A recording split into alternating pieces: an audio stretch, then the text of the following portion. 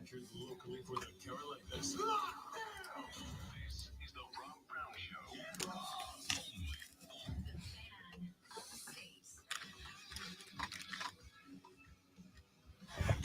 Good morning.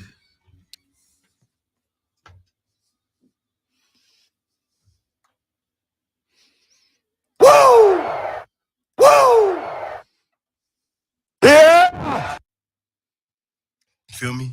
For real. Do you feel him, sir? I do. You got any more? And do another one? I'm just covering for you till you finally, get adjusted. I'm adjusted. I'm well adjusted. That's what my therapist keeps telling me all the time. You're well adjusted. It's not true. It's like what my chiropractor says. I was going to say, I thought you were going with chiropractor and there. Nothing else. Yeah. Ladies and gentlemen, welcome in. The Rob Brown radio program is on the air. This is the Fan Upstate. Good morning, everybody. Don't do it. No, don't need it. Nope. You son of a gun. Hello, America. Welcome into the Tuesday morning edition of the radio broadcast. I am Rob Brown. That handsome devil over there, that's the great one, Lonzo. Good morning, sir. Sorry. Good morning, sir. Good morning. Ugh. Lonzo is a superstar. Anyway, he's doing great, obviously. I am. I'm here and excited for another wonderful program. Yeah, let's have some fun, man. Listen, I'm still mad as hell. Like, that didn't stop. I'm not gonna just suddenly wake up and be like, I'm okay with everything. I'm not. I'm very upset. All right, America. I think that's correct. I think America is upset.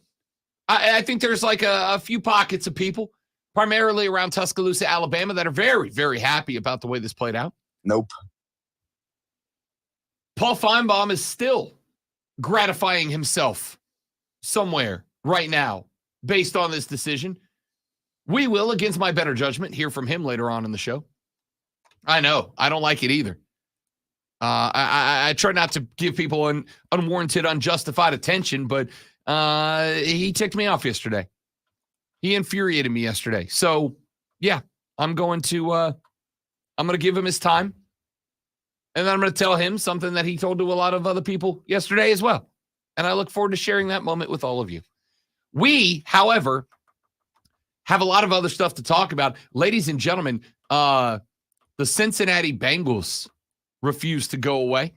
They go on the road last night and get a dub over Trevor Lawrence most of the game and his Jacksonville Jaguars. Trevor Lawrence left that game in the fourth quarter with an ankle sprain after he got stepped up on, and it didn't look great. You ever been stepped on by a large man wearing cleats? It hurts. It's a true story. I have on the front of my right shin a scarzo about that long where I had a large dude step on my shin with baseball metal spike. You ever seen the metal spikes? Yeah. Yeah. Took a metal spike, went through the skin, and rubbed against the bone on its way through. And there's a big old scar there. And, yeah, it sucks. I had a fractured foot because a guy who took up 2 spots on the line decided to step on my foot. And I just started punching him until he finally pulled his foot up. Yeah. What position do you play? Guard, tackle. Yeah. Which one are you better at? No. Yeah. Guard, tackle. He was really wide. It sucks, bro. It is the worst, dude. The worst. All right, so we'll talk about that game last night. And because it is Tuesday, I will give you your NFL Power Rankings later on in the broadcast, the bottom 5 of the top 10 teams, according to me and nobody else. So that's coming up later on in the radio program. I have decided today, because we could all use a chuckle, I think, today, Lonzo, and I haven't decided exactly where yet. I'm thinking sometime in the 8 o'clock hour. I think we're bringing back Faces and Heels today. It's been a little while. It's been a hot minute since we did some Faces and Heels. So I think we'll light that back up later on in the show. Look forward to it. NBA. Yeah, I'm not. I thought that was, a done thing that we just decided that we weren't doing anymore when we moved to mornings. No, not at all. We've just been slammed up busy. No, nobody wants that. And now with the departure of college football as a weekly element of our lives, we return to one of America's favorite sports talk radio segments. We return to Faces and Heels. It's been a minute. Nope. It's a well responded to segment. Nope. All right. Nope. It is sweeping the nation. Nope. America is a big fan of Faces and Heels. So we'll bring that back later in the show. I don't care what you say. The NBA's in-season tournament is spectacular. Nope. I love it. I watched both games last night. I watched as the Pacers put away the Celtics. That's the top of the East getting knocked off in the in-season tournament. I watched as you're my out. New Orleans Pelicans went on the road out to Sacramento and said, keep the beam dim, kids. The Pellies are heading to Vegas. Didn't even need a huge night out of Zion Williamson to get there. It was all B.I., Brandon Ingram, the most unsung American hero. Huge. Yeah, because he's fat. I get it. It's a fat joke. It's a fat joke. Which is rich coming from this show. The sturdiest sports talk radio show in the game. It takes one to know one. That's fair. I don't even blame Zion for loving Popeyes. You know who else loves Popeyes? Rob Brown loves Popeyes. It is the GOAT chicken establishment. All right? Without a doubt. So we'll talk NBA in-season tournament and just NBA later on in the show. Because there is plenty enough to talk about going around in the league right now. We got some baseball for you on the broadcast today. Why? You might ask. Well, don't worry. I'm going to tell you.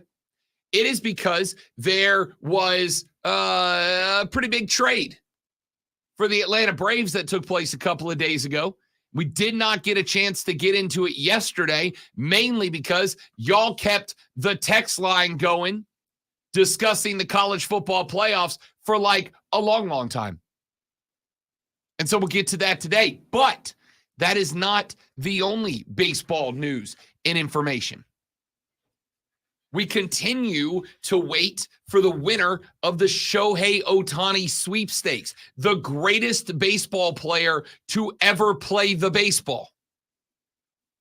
Where is his potential landing spot? Well, there's a few of them. San Diego is trying to make roster room. Could they be in the move? Seattle, the other member of that 5-player trade that Atlanta was involved with. One of the reasons they sent the players they sent to Atlanta, in my opinion, was for a salary dump, was to make room for somebody else or something else that they had going on or thought that they were going to have going on. They made a salary dump, I think, in order to clear some spot in not just the roster, not just in the clubhouse, but in the coffers as well. And if that is the case, could that be a Shohei Ohtani landing spot? But there's one more spot, and I am going to tell you that I don't believe that it is going to happen. I don't think that it is going to happen. But a boy can dream, can't he? How about not the LA Dodgers? How about the Atlanta Braves as a potential landing spot for Shohei Ohtani? I don't think it's remarkably unrealistic. Shohei Ohtani has frequently and routinely said that winning and playing for a team that has sustained winnability is a big mark for him. I will tell you, based on the rosters, based on last year's performance, and based on the moves being made this offseason, I don't know that there are more than 2 or 3 teams that fit that bill more than the Atlanta Braves. Number 2, he said that he wants to get home to Japan easily. Well, There are like 4 major hub airports in America. You got one in New York City. You got one in Chicago, Illinois. You got one in Los Angeles, California. And you got one in, anybody who's ever flown from this part of the country knows, the ATL, Hartsfield. So what else is there left? Well, the last thing is that Shohei's camp has made it very clear that they would like to keep his business on the DL. They would like to do as much as they can do without it being front page news every 13 minutes. And they value a club, an organization that will work with them during the negotiating period to do that. Ladies and gentlemen, the Braves just made a move for one of the better outfielders in America. The Braves just made a move to bring in a young man that when he left Seattle, I've got a buddy who's America fan, a Mariners fan. We're all America fans. Well, let's hope so. A Mariners fan that was texting me after this took place and was like, I am very unhappy right now, Rob Brown. Take care of that kid for me. He's going to be something special. And we didn't know about it until that guy was already in Atlanta.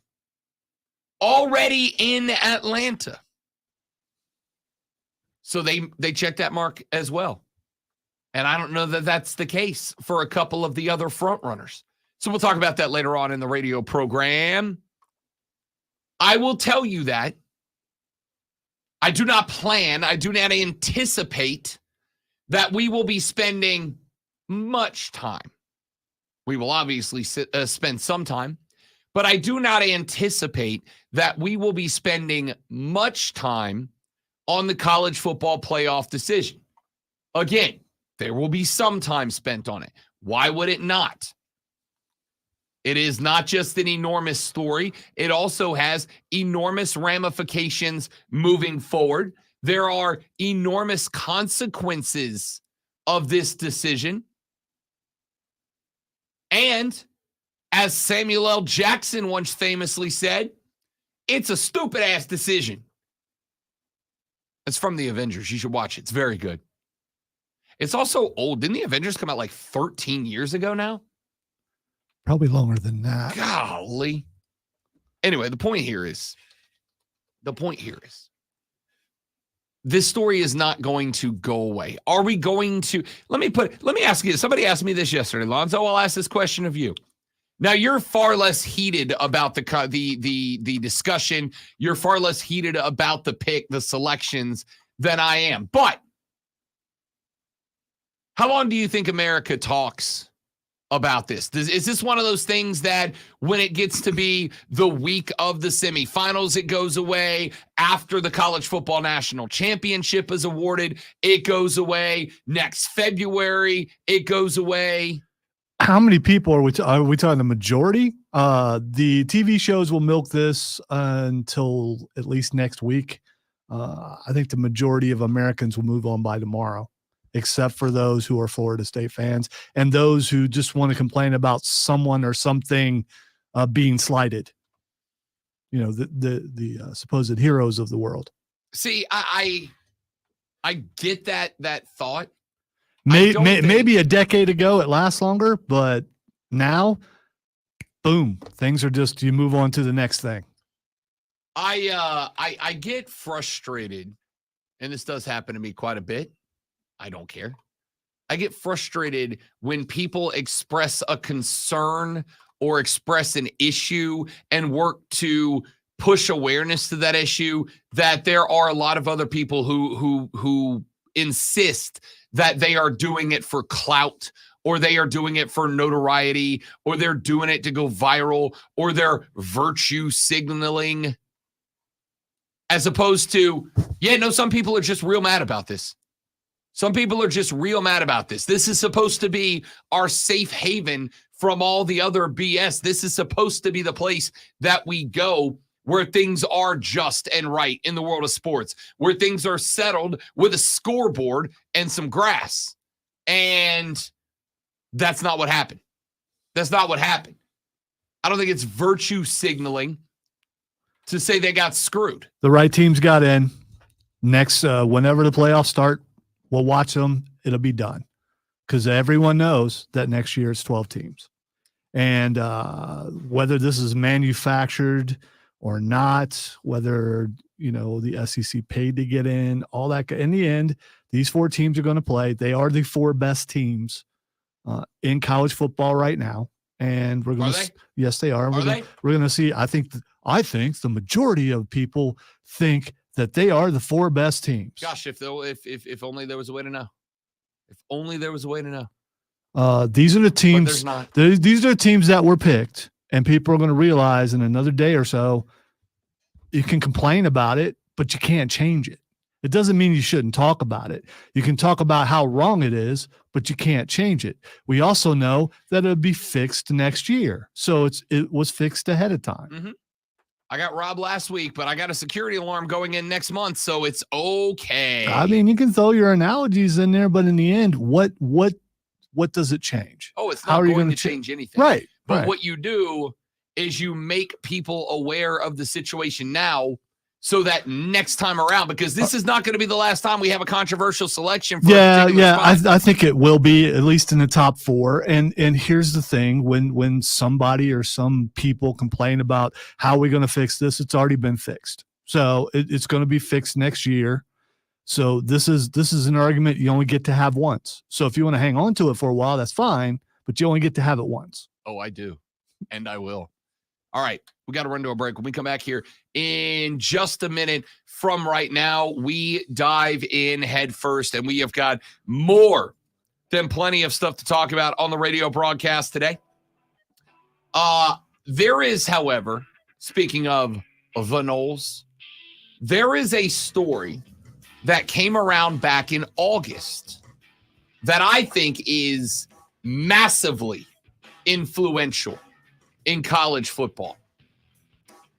And it's an off-the-field story, and it's one that I think Clemson fans are going to be keeping a very close eye on because I think it picked up a lot of steam this weekend. And I'll tell you what that is next. I'm Rob. He's Lonzo. The Rob Brown Radio Show rolls on. It's the Fan Upstate. QC. All right, guys, real quick break for a live read, and then we're coming right back. Don't go anywhere.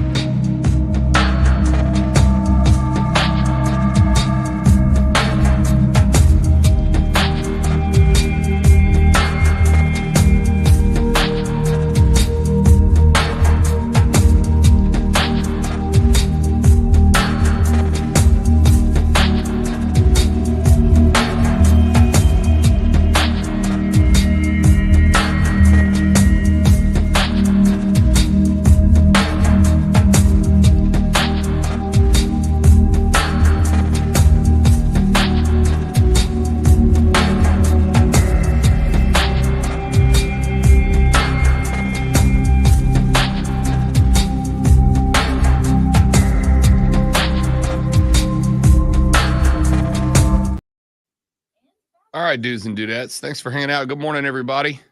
Joe, Kevin, Trey, Steven, welcome in. Good morning. How's everybody? Y'all good?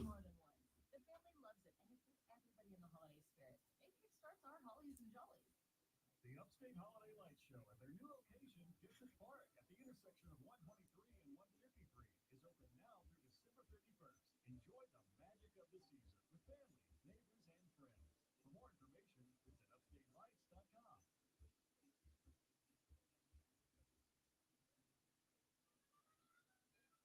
Denise has been playing jazz for 40 years. Last concert, one of the musicians fell sick with RSV. Respiratory syncytial virus, or RSV, is a highly contagious virus that can lead to breathing problems.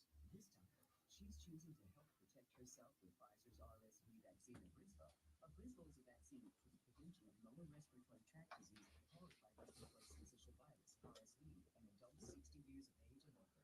Abrysvo is not for everyone and may not protect all who receive the vaccine. Don't get Abrysvo if you've had a severe allergic reaction to its ingredients. People with a weakened immune system may have a decreased response to Abrysvo. The most common side effects are tiredness, headache, panic, injection site, and muscle pain.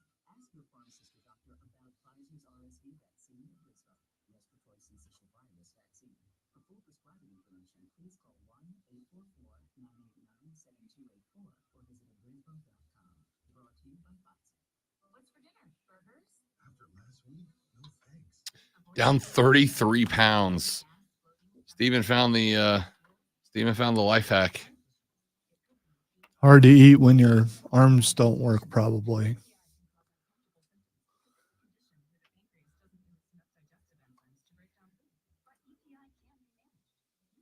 You have to forgive me, Steven, because I'm sure you told Lonzo, but do you have your arms back? Like, are you able to move them again? Or are you still casted up?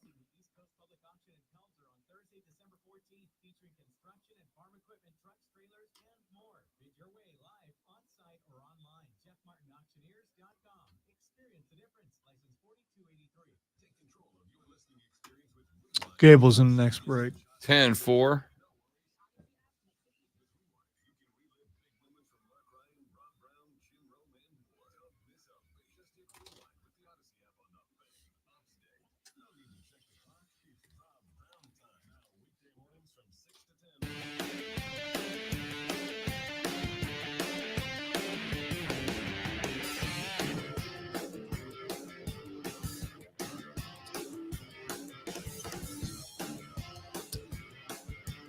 The Rob Brown Show is back on your radio. It is the Fan Upstate.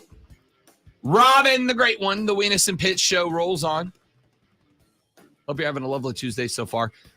There was a story that went around back in August of this very same year. There was a discussion taking place down in Tallahassee, Florida. Now, back in August, this story kicked up. I was intrigued by it, but I didn't really see it going anywhere at the time. We brought it up ever so briefly on the show, but there wasn't a lot of traction behind it because I really didn't see this taking place. But with the decision of the playoff selection committee not to include Florida State, I gotta wonder if we are going to see some ramifications. We have already seen some big-time college football reporters that have been saying that the, degradation of the Atlantic Coast Conference has been expedited based on Florida State reaching a 13-0 conference champions mark and being excluded from the playoffs nonetheless. So I want to take you back to this story because I will not be shocked, not if, but when this story starts making the rounds again, sooner rather than later. Back in August, the athletic department at Florida State University, and this is different from state to state, but in Florida, the athletic departments of state universities operate as not-for-profit entities. They are a not-for-profit that runs the athletics on behalf of the school. FSU, as a not-for-profit entity, began working with JP Morgan Chase with a goal of exploring how the school's athletic department could raise capital from institutional funds, including private equity funds, according to multiple people familiar with the plans. Private equity giant 6th Street jumped into conversations with Florida State that at the time felt like might possibly lead to private equity investments in the athletic department. Now, this came from Sportico, who does a pretty good job reporting on the business side of sports. And they got pretty hot and heavy into this conversation. They said they had sources within the athletic department who were granted anonymity, not just because the school was not necessarily keeping it entirely quiet. I think they had a motive to allow this information to get out into the public. And I think that motive would be that they wanted the Atlantic Coast Conference back in August to be very aware that if the funds distribution model did not change within the ACC, that they would, well, leave and take their money with them, which is not an inconsequential amount of money to the ACC.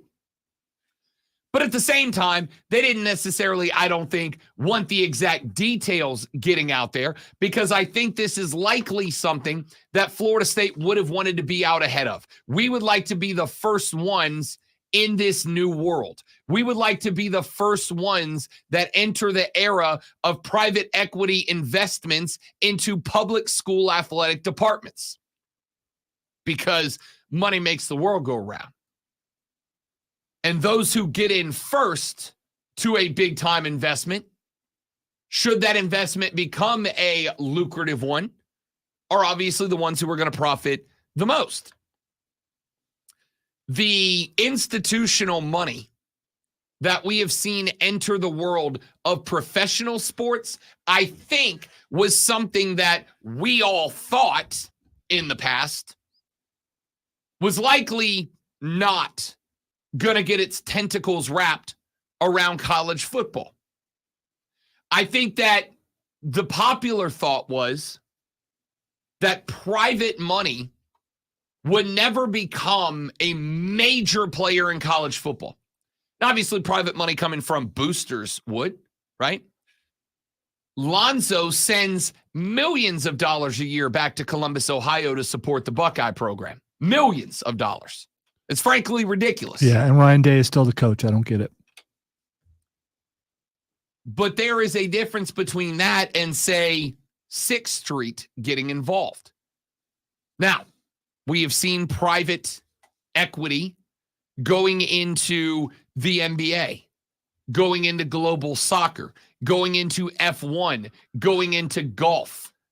We have seen the Saudi Arabian Public Investment Fund getting into the game. There's always obviously been big money sponsors, but I am not talking about Netflix throwing its logo onto the practice jersey of the Bengals. I am talking about people treating athletic departments, teams, leagues, associations as if they are the investment, yeah? I am going to put money into F1 the same way that I would put money into a hedge fund run by David Tepper.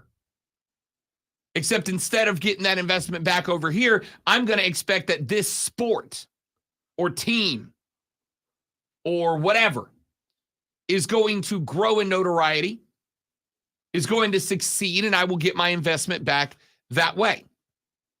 According to Sportico, at the time, Florida State was considering a structure, quote, similar to many of those pro sports investments where commercial rights are rolled into a new company, the private equity fund invests in that entity and then recoups its money via future media and sponsorship revenue. That's how Silver Lake structured its investment into the New Zealand All Blacks rugby team and how CVC organized its $2.2 billion Spanish soccer deal with La Liga. Now, I'm going to be real honest with you. I'm dumb.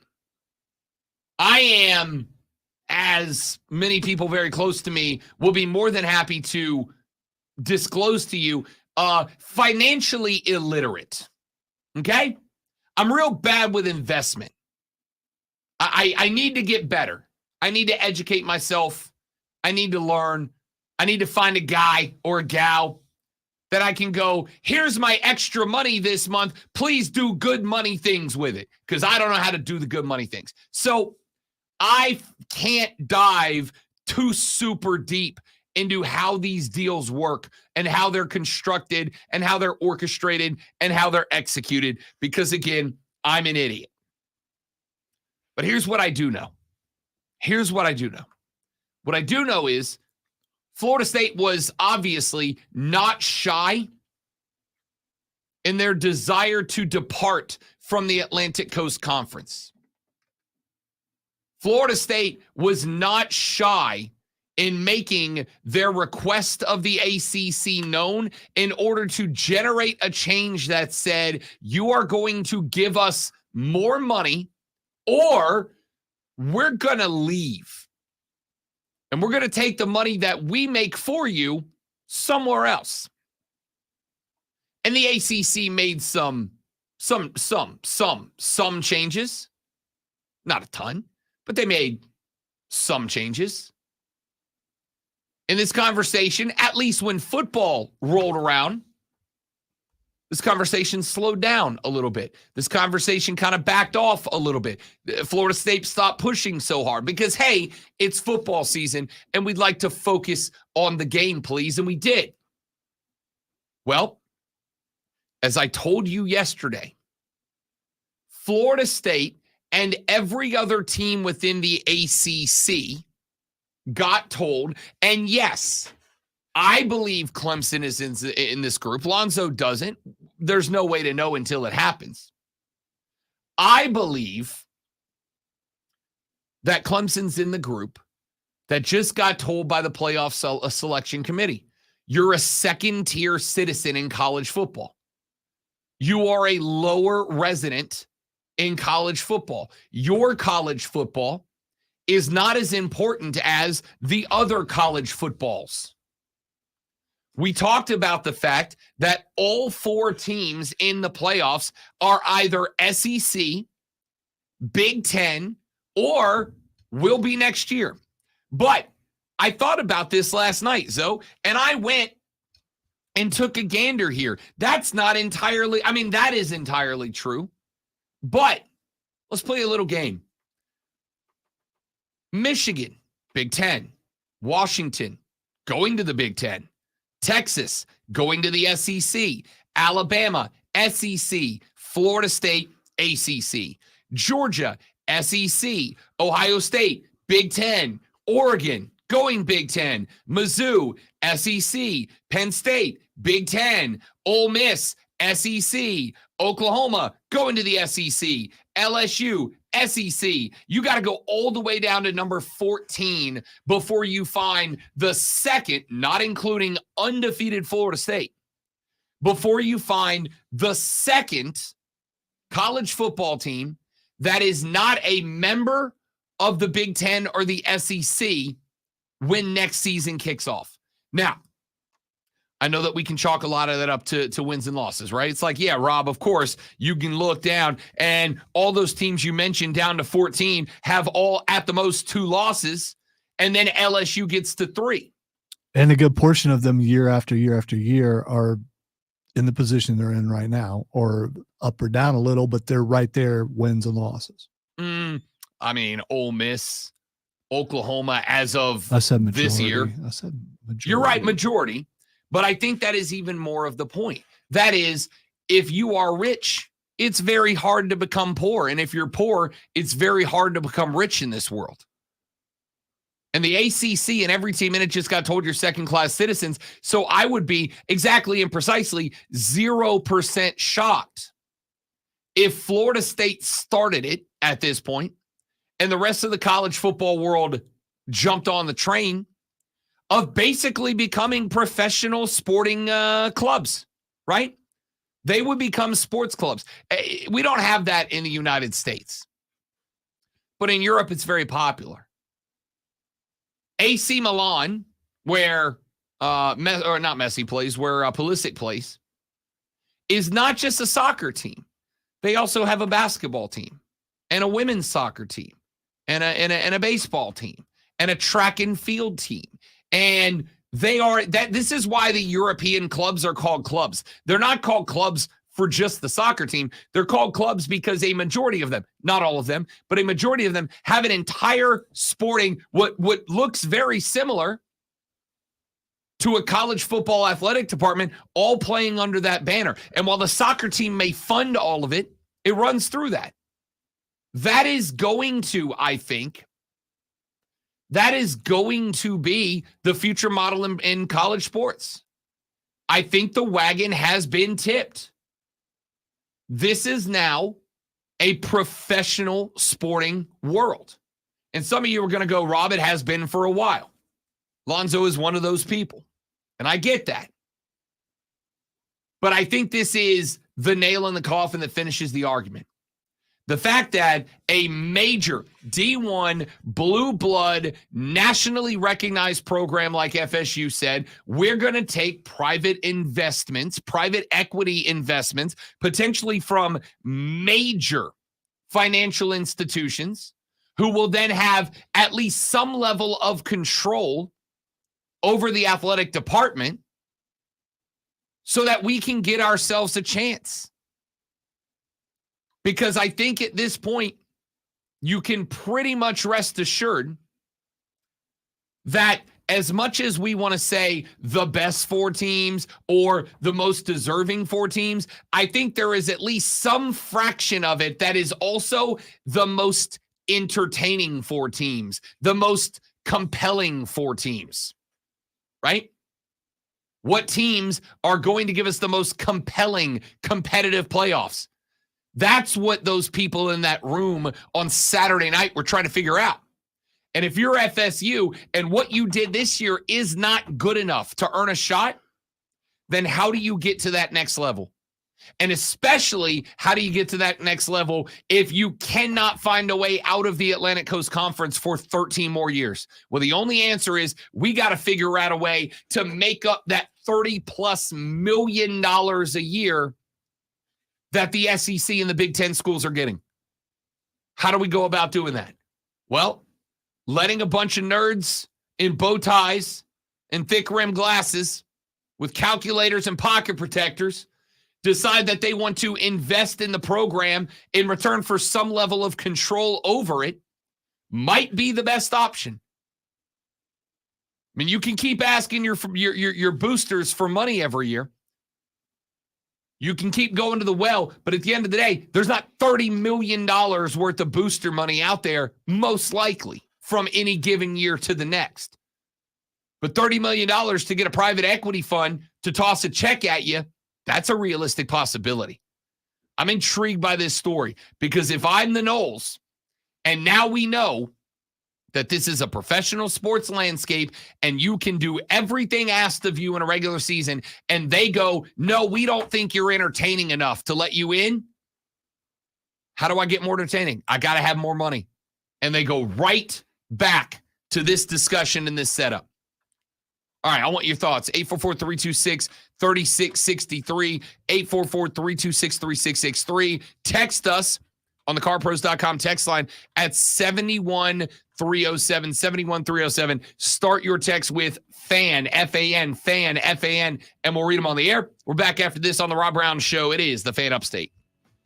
All right, guys, one more live read right here, and we're coming back. Don't go anywhere.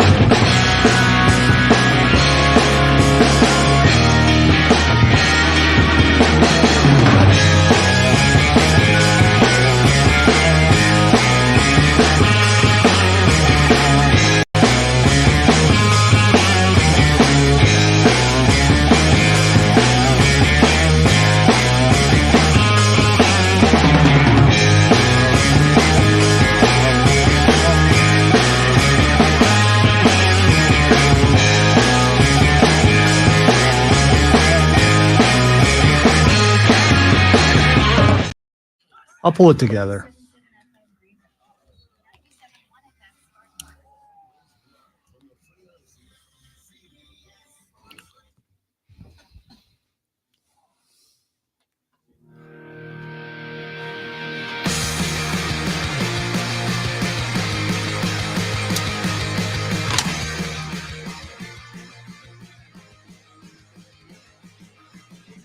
All right, away we go. The final segment of this hour of the Rob Brown Radio Show.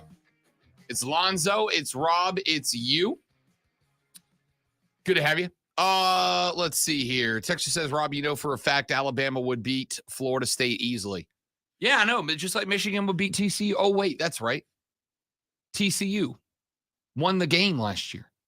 Everybody talks about TCU getting blown out in the Natty as if they didn't earn that and as if we haven't had blowouts in the Natty before. Of course we have. And I got news for you. Before all of us take that final long rest, we're probably going to see more blowouts in national championship games because that's how football works. Remember this past Sunday when the NFL had the game of the weekend?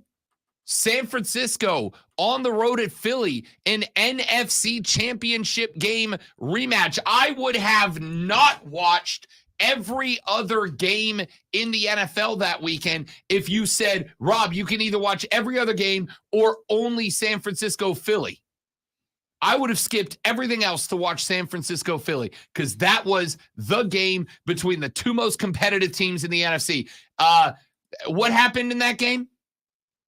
Dost thou recall? Because I do.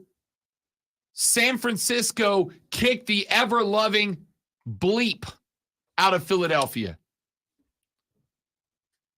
It wasn't even a game. Wasn't even a game, right? That's football. That's going to happen. But they got a crack at it. They got an opportunity at it. And they beat Michigan to get there. An undefeated Big Ten champion in Michigan. The same Michigan that Florida State would have lined up against. And by the way, as somebody who knows ball, let's think about that Florida State-Louisville game for just a minute. Let's think about two aspects of that game. Number one, Brock Glenn found out that he was going to be playing in that game about 5 hours before kickoff. Now, I will tell you that playing quarterback at the college football level, while I've never personally done it, I know for a fact it ain't easy, Chief. And my dude had 5 hours that he knew he was going to be QB1. And I will tell you, as somebody who knows ball, that if I am the head coach of a team that is starting its third string quarterback, who has 5 hours of knowledge that he's QB1, do you understand how stupid simple I would strive to make that offense? I would not throw the ball at all. And by the way, if that's a big concern of yours, if your big concern is, oh, you're starting a guy that you don't trust to throw the ball, that's spectacular. Explain to me why J.J. McCarthy is in the playoffs then. Well, they went undefeated. Oh, wait. Well, they won their conference. Oh, wait. They did that too. Florida State put together, as far as I'm concerned, a better resume than Michigan did. Won every game, and their third string quarterback won a conference championship. And if your argument is because FSU couldn't throw the ball, then why the hell is Michigan there? Okay? Why is Michigan? And oh, by the way, Brock Glenn would not have been starting an FSU-Michigan semifinal. It would have been Tate Rodemaker. And I know Tate Rodemaker didn't look great in the Florida game. You know what Tate Rodemaker did look like? Good enough to win the game. I don't think that FSU thought that they needed style points in those last two games. I don't think they needed them. I think Florida State believed, as did, 90% of us plus, including ESPN itself. I think we believed FSU was in a win and in scenario. Win by 1, win by 100. Doesn't matter. Win and you're in. You're an undefeated conference champion. They don't get left out. Win and you're in. And so they went the most basic, ground level, run first, don't turn the ball over, get 3 yards a carry, and let's see what happens offense, so that they did not put pressure on their backup quarterbacks to be Jordan Travis. And the backup quarterbacks did enough. They said, we have got one of the best defenses in college football this year, both statistically and eye test. We're going to lean on them. We're going to lean on them to carry us. And what did that defense do? It went into Florida. It beat Florida and held them, scoreless in the entire second half? Or a field goal in the second half? What did it do against a very good Louisville offense? Bend but don't break. It let Louisville travel 20-20 and eat up clock, and then stiffened up in the end zone. You're not scoring, including a pick late in the game that pretty much put the game away. They did enough to win. I don't know how much better they could have been, but I do know that if I'm playing a third string backup, knowing that my second string guy, a guy I trust, would be available for the semifinal, and I truly believed I am in a win and you're in scenario, I'm not going to go out there and try to light up the scoreboard. Because no 13-0 undefeated conference champion had ever been left out. Why would I assume I'm going to be the first?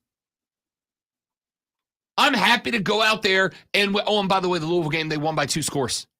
Just so we're clear. It wasn't a field goal game. It wasn't a 3-point game. Well, if you struggle to move the ball. Yeah, I know. A banged-up Keon Coleman, a third-string quarterback who had 5 hours of notice, and an offensive game plan that basically said, we have one objective, gentlemen. Kick a bunch of field goals and don't turn the ball over. That's it. If we don't turn the ball over, we will win. How many turnovers in that Louisville game for Florida State? 0. Final score, 2-point margin of victory. That's it. That's it. So you can hit me all day with what you believe would happen when Alabama plays Florida or when Michigan plays Florida State. But here's the reality. What you are telling me is the hypothetical games in your brain are more important than the game on the field. That's what you're saying. The game that I play in my head between these two teams is more important than what they do on the field. Is that what I've hated this phrase for a very long time. This phrase is something that has spurred many a fight between friends and colleagues and myself. Because every time somebody says it, I hit them with the okay, boomer. Is this what we want college football to be? When the portal opened up, is this what we want college football to be? When NIL became a thing, is this what we want college football to be? You used to drive me up a wall. But I will ask that question without reservation and without hesitation. When you tell me that the games that you are playing inside of your head, your imaginary hypothetical results that you think would happen are more important than what did happen. Rob, I think it's more important that Vegas says 2.5 or 5.5 or 7.5 point favorites than letting it actually play out and find out. Again, Oregon was a 9.5 point favorite over Washington, a 10-point favorite over Washington. You know what I'm real glad the committee didn't do? I'm real glad the committee didn't do what I did and go, Oregon is a better team. Oregon's going to beat Washington. Oregon is a big favorite. So let's just give them the Pac-12 championship and send Oregon to the playoffs. But they didn't do that, did they? What did they do? They said, go to Vegas, get on the gridiron, play 60, and let's see what the hell happens. And what happened? The 9.5-point favorite got beat by the little engine that could. The 9.5-point favorite got beat by the dog that everybody got told, you won't be competitive. You can't be competitive. You're not going to be competitive. Well, they were competitive. They won. They're in the playoffs. Why the hell would it be any different for Florida State? Why not? Because I said so in my head. Because my imaginary football friends in my head said so. All right, cool. Cool. Good story, bro. If that's what you want to lean on. I am Rob Brown. This guy over here, the guy who is about to just jump and put raw sensuality in your ears, is the great Malonzo with the Sports Flash. Wow. He's right. A weird one. He's right, though. I'm tag on sexy. There was a big upset in Monday Night Football last night as the Cincinnati Bengals beat the Jacksonville Jaguars 34-31 in overtime. Trevor Lawrence left the game with a sprained ankle after a 22 of 29 start with 258 yards and 2 touchdowns. Bengals rookie Jake Browning went 32 of 37 for 354 yards and a touchdown, while the Bengals ran for 156 and 3 touchdowns. Bengals ain't done yet.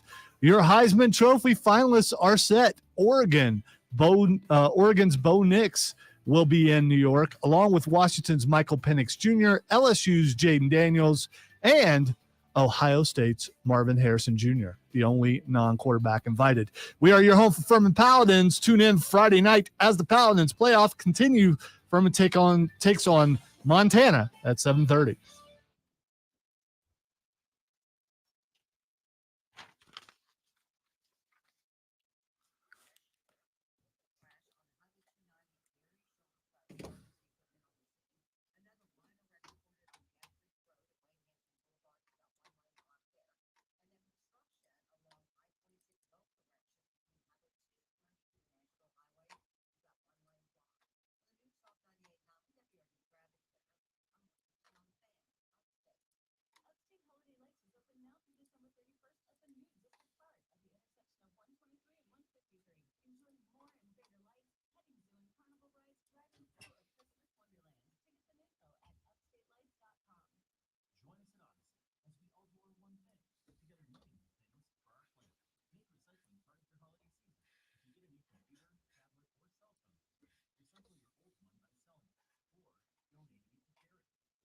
You need to reboot your. Okay. Guys, be right back.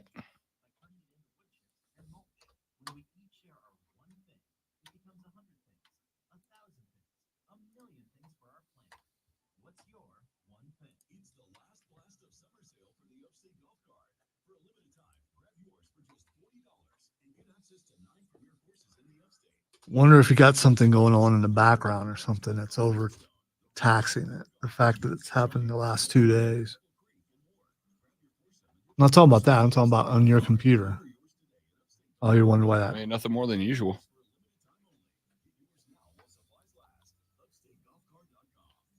All right. Is this better? Yes. Talking.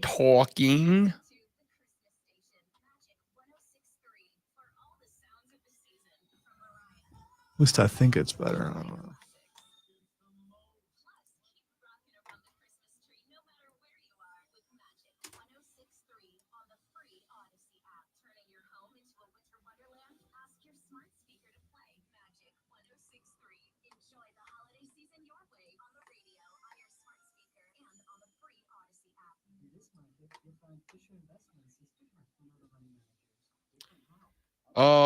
I think I'm gonna go. It's late, but I think I might go down to Clemson for the South Carolina Clemson basketball game tomorrow night. Well, as long as there's not construction going on, it shouldn't be too hard to get there and get back. Let's see if I can get a press pass in time.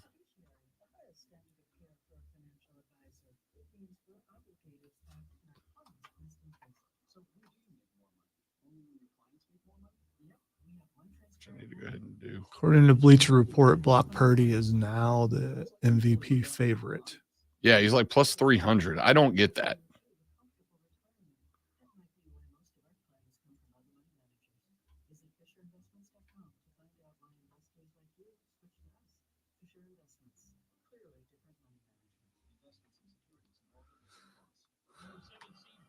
headed to the FCS playoff quarterfinals at number 2 seed Montana on Friday night. Kickoff at 9 p.m. Eastern. We begin with the Pepsi countdown to kickoff at 7:30 p.m. That's Friday night on the Fan Upstate.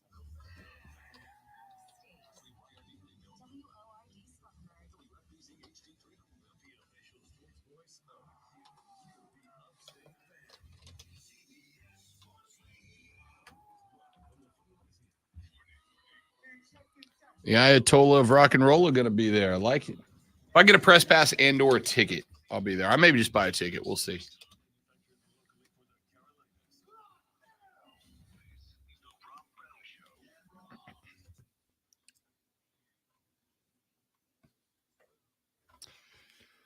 Second hour of the show underway. The Rob Brown radio program is live right here on the Fan Upstate. I am Rob Brown. He is the great one, Alonzo. We are the two-time. We haven't mentioned in a while that we're the two-time South Carolina Broadcasters Association Sports Talk Radio Show of the Year. Should probably mention that more We often. probably should. It doesn't get old, not for us. Not at all. It will get old when we get a third. No. It only gets old for the competition. Well, no, I mean, it'll literally get old to say two-time because at that point, we'll be three-time. That is a great point. You're right. Did we set ourselves up like coming too hot out of the gate, winning a couple in the first 3 years? Like, did we go too hard up front? Did we like burn out our career much early? Much like the Kansas City Chiefs, that the one they lost, that still burns me. The one. Yeah, I was not happy about that. Yeah. I was not happy. And not even not winning it, because there's some really good radio shows in the state. Not getting a finalist spot drove me up a wall. If we'd have got there, I'd have been good with it. But not getting a spot in the finals, that stung. So what do? We regrouped. We hung the jacket. We put the head down. We went nose to the grindstone. And we got back and got the next one. It's like not getting invited to that party, that big party that happens every year, that you're always there and then you don't get to go. Yeah. It's like when Julie from math class doesn't invite you to the pool party, but everybody else caught the invite. All it makes you want to do is like fix the world. But all you can do is look inward and work on yourself. Look at Julie now, though. Whatever, Julie. Julie sucked. Her and Beef should have got together. They'd have made a great duo of terrible people. How do we know they didn't? Oh, I know. You know who Beef got with? Everybody's girlfriend. That's who Beef got with. All right. We've got a lot to get to in hour number 2 of the radio program. But, of course, it's just after 7 p.m. You're inside an hour until you're on the clock. And when you get there, like every other day, you're going to go stand around the water cooler. You're going to go talk some sports with your coworkers. And in order to do that, you're going to need this. Are you ready for the playbook of the peculiar, the almanac of the absurd, and the encyclopedia of the extraordinary? Well, you better be, because we're diving headfirst into the 3 top stories that will have your coworkers saying, You hear that? Whatever. take their first bathroom break. No. Here we go. Welcome to the water cooler cheat sheet on the Fan Upstate.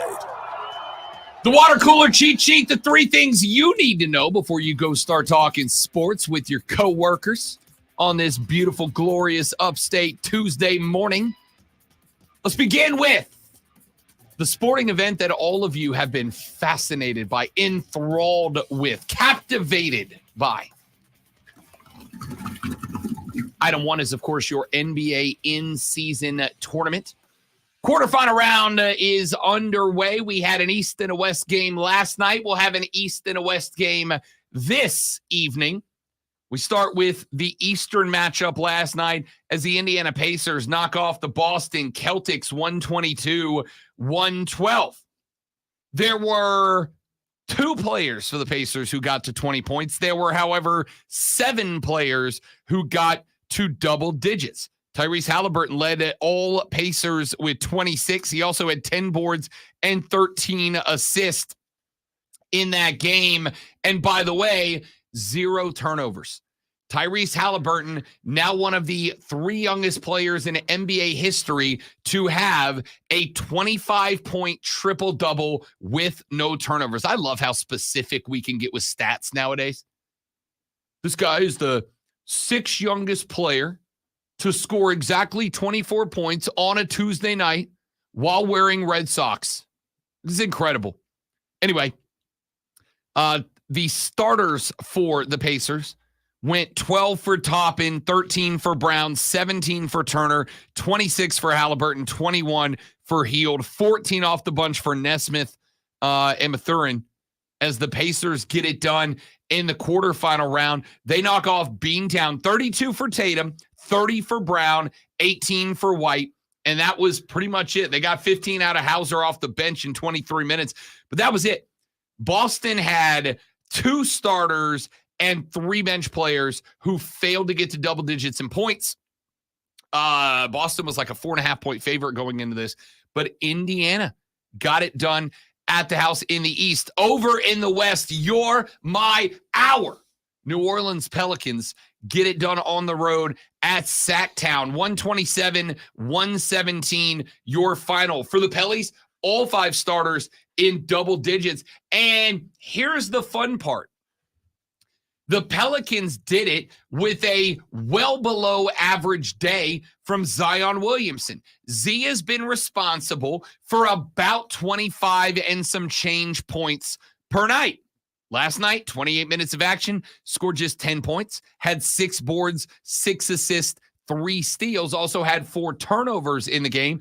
It is not Zion Williamson that is carrying this team right now. It is Brandon Ingram, who did it again. In 40 minutes of action, B.I. had 30 points. He had 8 boards. He had 6 assists and just 2 turnovers on the night. This kid is good. C.J. McCollum is back, 17 for him. Herb Jones is back, 23 for him. And welcome back, Grand Theft Alvarado. Jose Alvarado made his return. He gives you 9 off the bench to go with 3 boards, 2 assists, 2 steals, 2 blocks, and just 1 turnover. So a pretty good night overall, as the Pelicans will be 1/2 of the Western Conference semifinalist when the games in Vegas take place in just a few days. We do have 2 games going down tonight that will determine the matchup.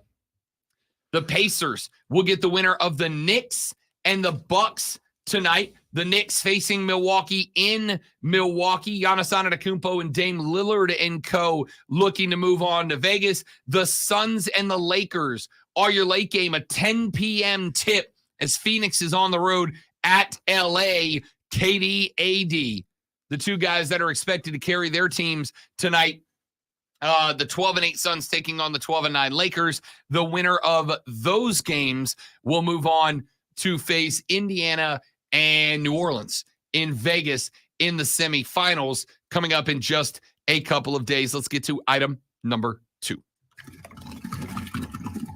Your Heisman Trophy finalists have been announced, and there is, if you have been following the Rob Brown Show for more than, 3-4 weeks, you already knew who they were going to be. We know that Ohio State's Marvin Harrison Jr. is the only non-quarterback finalist.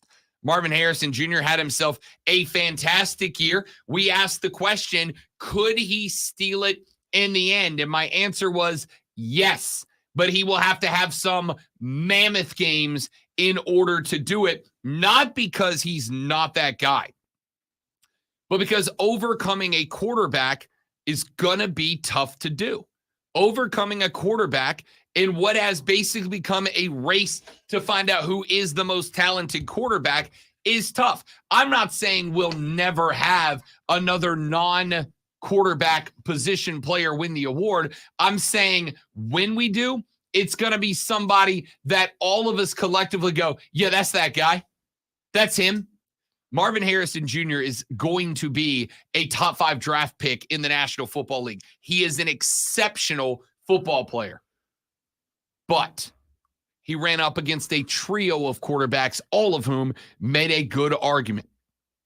Alongside Marvin Harrison Jr. in New York City coming up on Saturday will be Bo Nix, quarterback, University of Oregon. He and one of his other finalists tied for most passing touchdowns this year. Bo Nix had one of the most ridiculous completion percentages in college football in a very long time. Now, the reason Bo Nix is not going to win this award is very simple.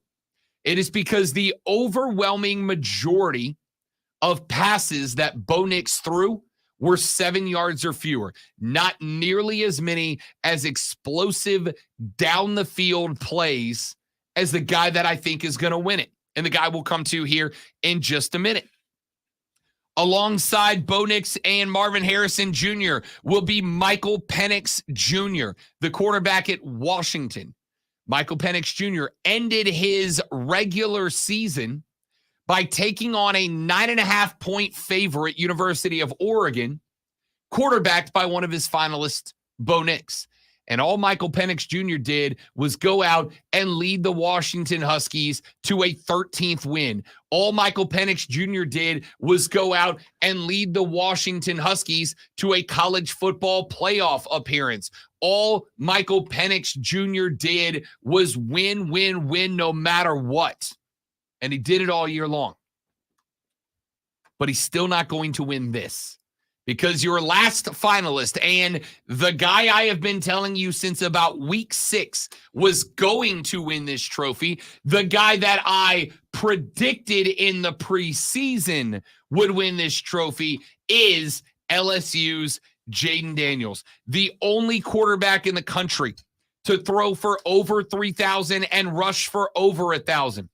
He was 236 of 327 for 3,812 yards and 40 touchdowns to just 4 interceptions. His 11.7 yards per attempt led all of college football by a large margin. Daniels also rushed 135 times for 1,134 yards and 10 touchdowns. That is, and here's a number I want you to pump into the old noodle, 8.4 yards per carry. That is the best average of any player in college football with more than 100 rushing attempts. It is a remarkable number. And by the way, you've got to keep in mind with his 1,134 yards, sack yardage counts against your rushing total if you're a quarterback. If you were sacked for a 7, 8, 9, 10, 11, 12 yard loss, those yards come out of your rushing total. And yet he still racked up over 1,130 yards. That's a stupid number. Jaden Daniels is your Heisman Trophy winner. He was my preseason prediction. I'm very mad at myself for not taking a flyer out on that because I would have nailed it at like 12-1. He is your preseason pick from me. He was your week 6. This guy's going to win it. And coming up this weekend, he will. We'll keep an eye on that. Let's go to item number 3. You know, we talked a little bit of basketball earlier in the show at the professional level. Ladies and gentlemen, it is just about time to shift gears and start including a little college shooty hoops into the mix as well. There's 2 aspects of this I want to talk about. The first is I want to talk about both Clemson and South Carolina. The Gamecocks of South Carolina, ladies and gentlemen, are undefeated. Lamont Paris has this team sitting at 7-0 and undefeated. They have a win over Notre Dame. They have a win over Virginia Tech. Team's good. I am intrigued. Over on the Clemson side, Clemson finds themselves ranked at 7-0. They have been included in the AP Top 25. They currently sit at number 20. How's that a big deal? Do you know who's sitting at number 21? The Duke Blue Devils. Clemson ahead of Duke in the AP poll in the ACC. They are a spot behind 6-2 Texas A&M. 2 spots behind 6-1 Illinois, 3 spots behind 6-2 Kentucky. There's 4 behind Texas, 5 behind Miami. You're likely ACC winner, I think. Clemson's ranked at 7-0. Why do I bring up both of these teams? Why do I bring them up now? I bring them up, ladies and gentlemen, because tomorrow evening at Little John Coliseum in Clemson, South Carolina, the Tigers and the Gamecocks play. They are both 7-0. Somebody is taking their first L, and it's going to be handed out in the Palmetto Bowl of Shooty Hoops. I'll tell you right now, I really hope to be at that game. I really hope I can get down there for that game. I'm going to try my best to be at that game because it's got weight now. Clemson loses that game, they're likely right back out of the AP Top 25. South Carolina wins that game, they are in the AP Top 25 as far as I'm concerned. And unlike football, where the polls don't matter, 13 dudes in a room deciding if you get in or not do. The longer you are inside of the AP Top 25 in basketball, the better you are going to look at the end of the season when it's time to hand out some slips to go play in March. This game is massive. Somebody's moving to 8-0. Clemson's either going to move further up in the AP Top 25 or South Carolina's going to knock them out of it, I think. Big one tomorrow night at Little John down in Clemson. Very much hope to get down there. I will update you on that, let you know if we can make it work. We'll get you there. James is correcting me. I'm sorry. I'm looking at the coaches poll. They're number 20 in the coaches poll, 24 in the AP. Good catch, James. This is what I get for trying to cram 3 stories into one segment and also have terrible reading comprehension. Let's take a break. When we come back here in just a moment from right now, it's Tuesday. Do you know what that means? I know what that means. That is not real. Some awards are getting handed out, and we'll do it next on the Rob Brown Show in the Fan Upstate. Smith. All right, guys, one more live read, and then we're coming back. Stick around. Don't go anywhere.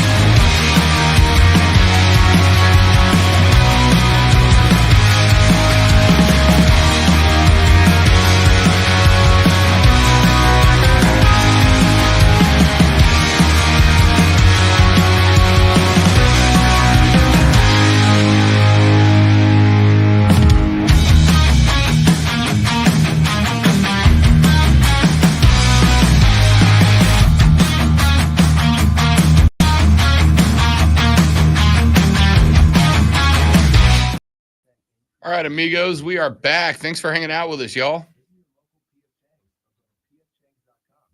How the heck is everybody?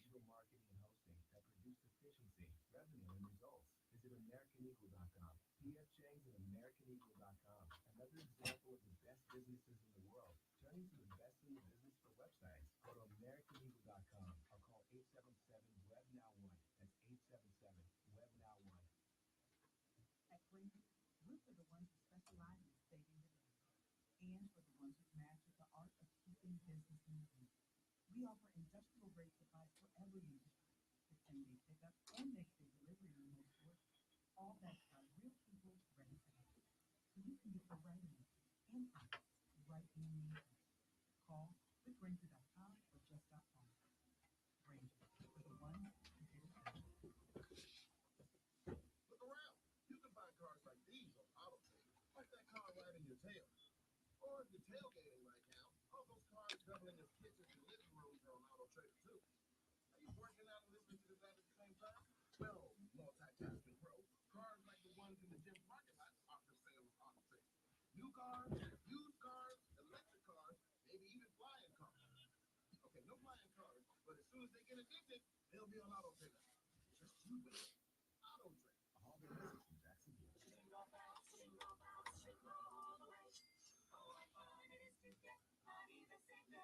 Starting December 11th, walk into a Jackson Hewitt for an early loan on your taxi bill, and you can walk out with up to $1,000.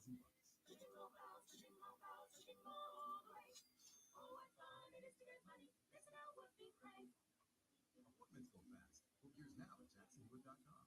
Early refund advance offer to eligible clients. Application required.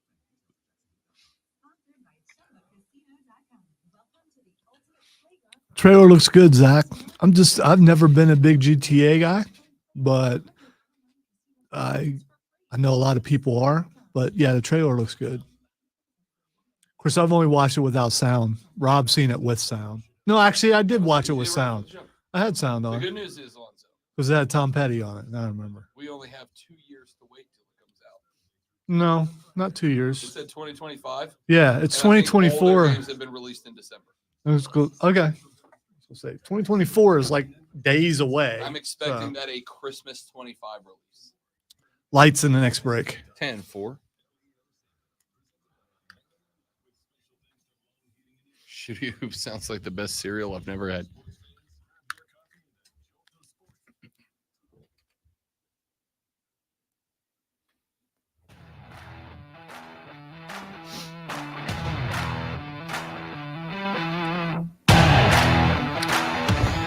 The Rob Brown Radio program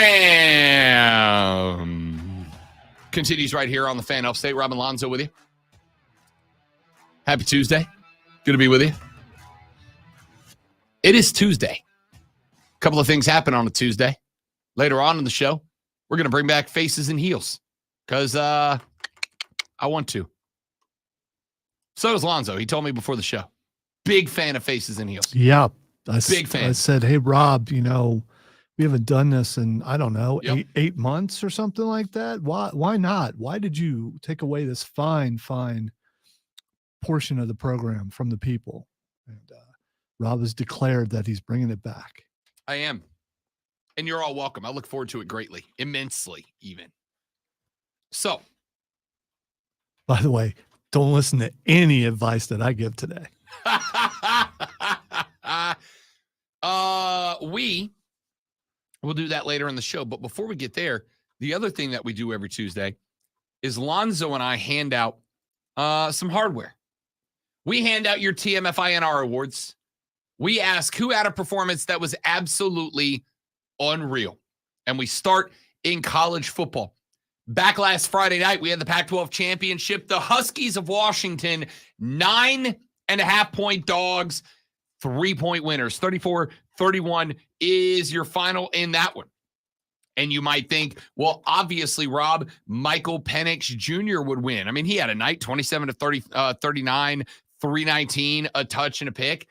You'd think so, but that's not the case. It is going to Dylan Johnson, the running back from Washington. Why? because the goal for the Huskies was not just score, but it was keep Bo Nix on the sideline. And it is easy to do that when you have a guy run the rock 28 times for 152 yards and a pair of touchdowns. Dylan Johnson That is not real. had an unreal performance. Let's move on to the Conference USA Championship, where the Liberty Flames moved to 13-0, earned themselves a New York. Why do I keep doing that? Why do I do that? A New Year's 6 bowl game appearance. They'll take on the Oregon Ducks. They knocked off the New Mexico State Aggies, the same team that beat Auburn just a week before. 49-35 is your final, and Kadon Salter is going to catch the hardware for this one. Salter went 20 of 25 for 319.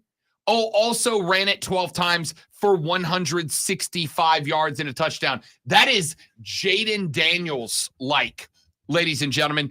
319 and 2 tutties through the air, $165, and added one on the ground. Kadon Salter That is not real. is not real. Let's go to the Southeastern Conference Championship game. There were a couple of dudes that could have caught one out of this one, but how could it not be Jalen Milroe?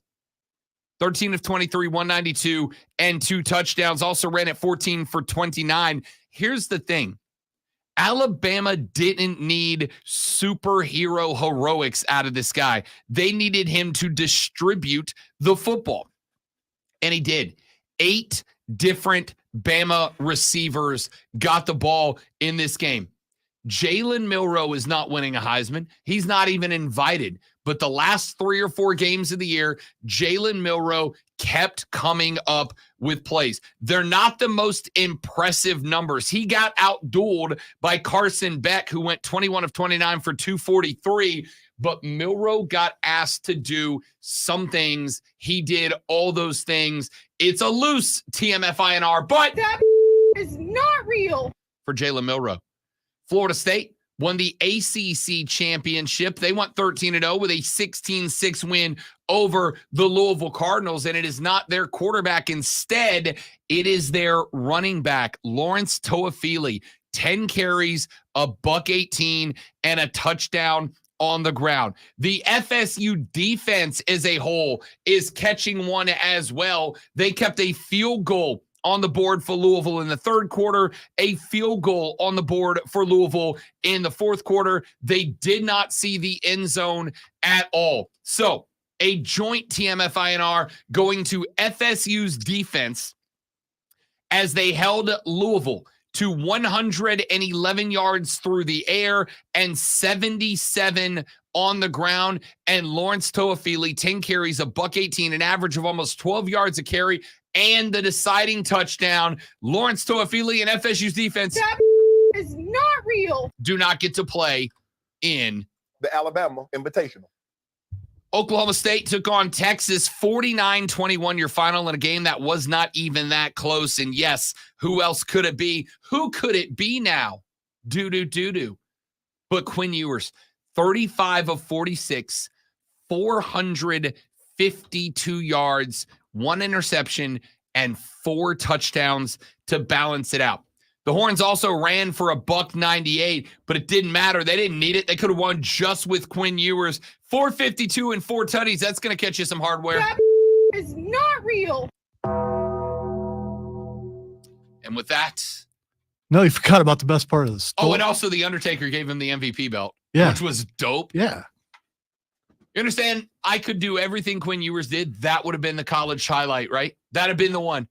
Be like, Rob, can you tell us about that time that you went 12-1, that you won the Big 12 in your final year in the Big 12, that you won 12-1, pardon me, won the Big 12, and were so good that you jumped an undefeated team for no reason and earned an invite to the Alabama Invitational. And my response would be, yeah, the Undertaker handed me an MVP belt. Mark gave me an MVP belt. Greatest moment of my life, hands down. Just think if he didn't know and he turned around, there he was standing there. Dude, if Quinn Ewers isn't a wrestling fan, that was the weirdest thing that's ever happened to him. I got to tell you, I was disappointed in The Undertaker. Not for showing up, not for doing that, but that he came as American badass Undertaker. I wish he'd have climbed on that stage as the Undertaker. Yeah, remember like WrestleMania 5 Undertaker. Remember where he is. It fits better. That version fits better. He's in Texas. That's Right. wrestling country. Yeah, but it's also, anyway. He's handed it to a guy who used to have a mullet. I mean, come on.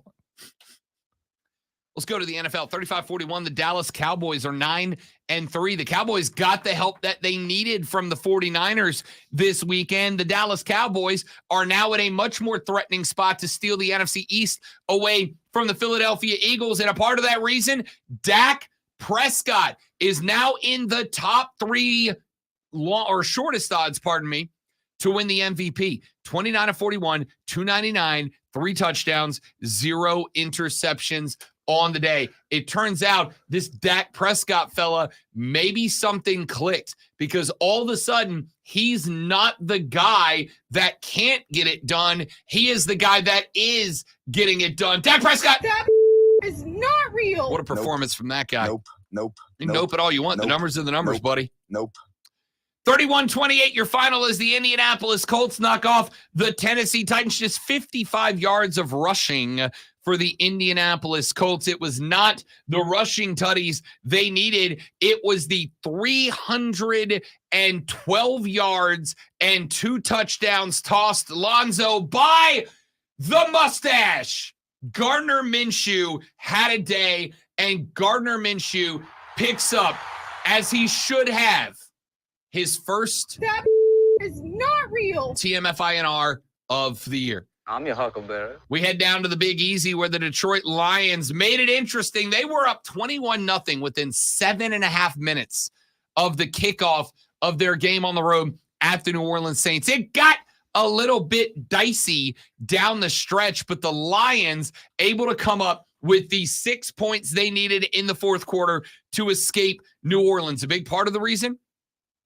If I told you a guy had 9 snags for $140 and a tutty, you would assume that it was what? Amon St. Rob Brown. It was Josh Reynolds. It was Jamison Williams. It was somebody out of the wide receiver court. Nay, my friends, it was the big boy, Sam Laporta, the rookie tight end, doing his best Rob Gronkowski impression. Sam Laporta, 9 snags, $140 and a touchdown. He went 9 for 9 in the target/reception ratio. Sam Laporta. That is not real. And also, by the way, he's a rookie. He's a rook.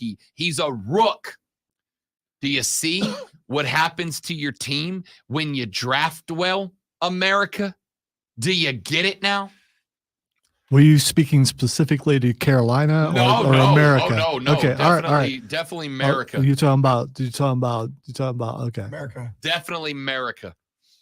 24-10 as the Arizona Cardinals get the upset over the Pittsburgh Steelers. Now, Kenny Pickett got knocked out of this game. They got to go back up quarterback. It was kind of ugly for the Steelers down the stretch. But at the same time, that was win number 3 for the hapless Cardinals. And James Conner has got to catch the TMF INR awards. 25 carries, 105 yards, an average of up over 4.2 yards per carry, and he stuck it in the end zone twice. They won by 14. James Conner. That is not real. Brings a TMF INR to the Arizona Cardinals. Let's go to Miami at Washington, 45-15. This game was 17-0 by the end of the first quarter. 14 more on the board, 30-7 at halftime, and the Dolphins were just toying with their food down the stretch. And there are names we could give it to. We could give it to Tua Tagovailoa, 18 of 24, 280 and 2 tutties. We could give it to Devon Achane, 17 carries, 73 yards and 2 touchdowns in his first game back. But you know who we got to give it to. The Cheetah, 5 catches, 157 yards, 2 touchdowns.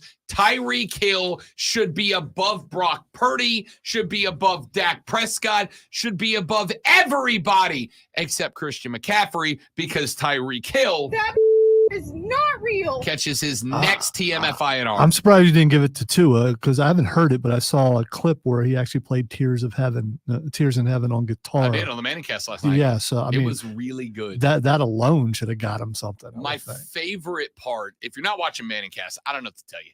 They had Tua on last night. They had Ocho Cinco on last night.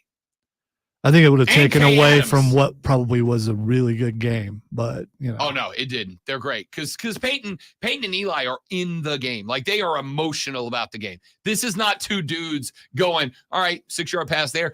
There was one spot where there was a beautiful first down pass from Browning outside to Chase, and he just dropped it. And Peyton like got up and left the couch. He's like, if I throw to you a ball like that and you drop it, oh, it was hysterical. Loved it.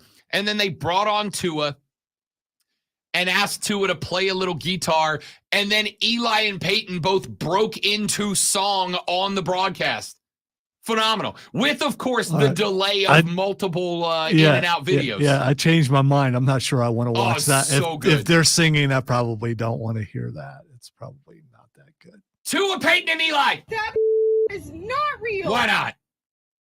The Houston Texans knock off the Denver Broncos. The Broncos were on what, a 6-game winning streak at that point? They look kind of scary there for a stretch. And the Texans got it together. And I would love to give it to CJ Stroud, 16 of 27, 274 and a I tutty. don't think you would, but go ahead. I would. If you think I'm not enjoying watching CJ Stroud play, you're wrong. I am. You appear to be some sort of hater. Not at all. I literally just said I love watching the guy play. I'm enjoying the success. But Nico Collins, 9 catches, $191, and a touchdown. Nico autoplay on this stupid website. Nico Collins, 9 grabs, $191. He averaged 21.2 yards and then had a touchdown. I don't know what to say. That is not real. Oh, that's what I should say, because he is. San Francisco taking on Philadelphia, 42-19 your score. It was the most hyped game of the weekend. It ended up being an absolute snoozer. And part of the reason, Brock Purdy. Not your MVP as far as I am concerned, but he was the MVP of this game. How about 19 of 27, 314 yards, and 4 touchdown tosses for Brock Purdy? You still had 93 on 17 for Christian McCaffrey out of the backfield, who should be your MVP. You had 4 snags for $116. You know what? Let's make it a joint award.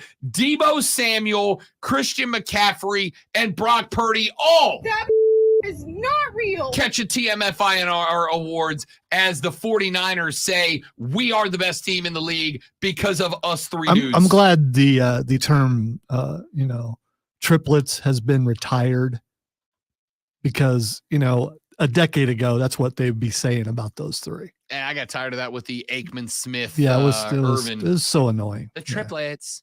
Yeah, I don't like it either. The San Francisco 49ers are the best team in the National Football League, and right now, it doesn't look particularly close. We'll talk more about that, because coming up in the next hour, we've got your NFL Power Rankings. And guess who's at the top? But we got to finish these. 27-19 Sunday Night Football. The Green Bay Packers knock off the Kansas City Chiefs and announce that they refuse to say die either. They drop the Chiefs to 8-4. They go to 6-6. I don't know if they're going to catch Detroit, but it's fun to watch them try. And for a dude who got absolutely on all the way up until game time, Jordan Love had a night. 25 of 36, 267, and 3 touchdowns. He did, and I don't say this lightly because I'm a big fan of this guy, but Jordan Love did everything better than Patrick Mahomes, except have receivers dropping footballs. Don't you disrespect. Actually, disrespect, because it's motivation, and they might need some motivation right now. Because somebody let Travis know what I said. Yeah, I'll do that. Yeah, I'll text him later. Jordan Love catches a TMF INR award, and then You last night, didn't give him one though. You Jordan didn't- Love? You Oh, didn't, sorry. You didn't play it. That Here, is I'll give him not 2. real. That is not real. There you go. Jordan Love, you get 2 TMF INRs. Not just 1 for having a heck of a day, but 2 for beating Patrick Mahomes. And finally, last night, Monday Night Football, 34-31. Your final is the Bengals go on the road and upset the Jags. The same weekend, the Texans win, the Jags lose. And ladies and gentlemen, there is just a single game's difference between the Jags and the Texans. And that series is 1-1. So it's a straight up race to the record. By the way, Cincy, you see what happens? You take the orange out of your uniform. You take the orange out of anything, you're going to do a lot better. The white Bengal Tiger uniform is still, it's my favorite. Trevor Lawrence had to leave this game with a sprained ankle. 22 of 29, 258, 2 touchdowns. Good day. Good day overall. Evan Ingram, 9 grabs, 82 yards and a touch for the Jags. That's not bad. But you all know who's catching the TMF INR for this. And listen, it should be Jamar Chase, 11 grabs, a $149 and a tutty in this game. It should be, but it can't be, because it has to be Jake Browning, a rookie out of Washington on the road in Duval, the butthole of America. And he goes down there and takes on a division leader. And Jake the Snake, the rookie Browning, goes 32 of 37 for 354 and a touchdown. Who the hell needs Joe Burrow when you've got Jake That is not real. Browning under center? Atta baby. Back after this on the Rob Brown Show. This is the Fan Upstate. Lights. All right, guys, one more quick live reading. We're back. Don't go anywhere.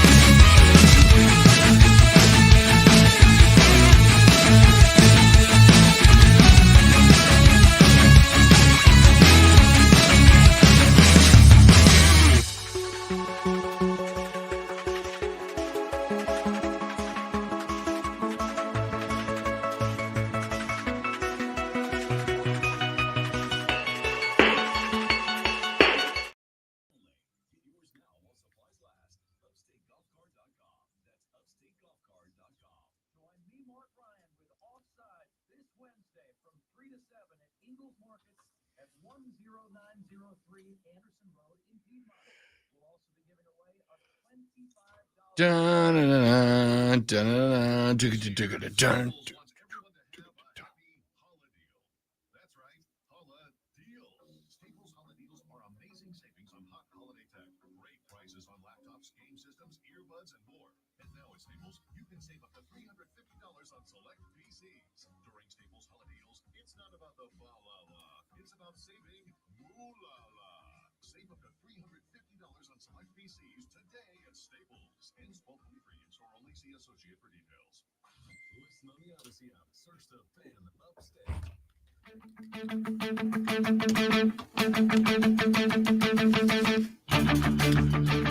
The Rob Brown Show carries on. It is the Fan Upstate.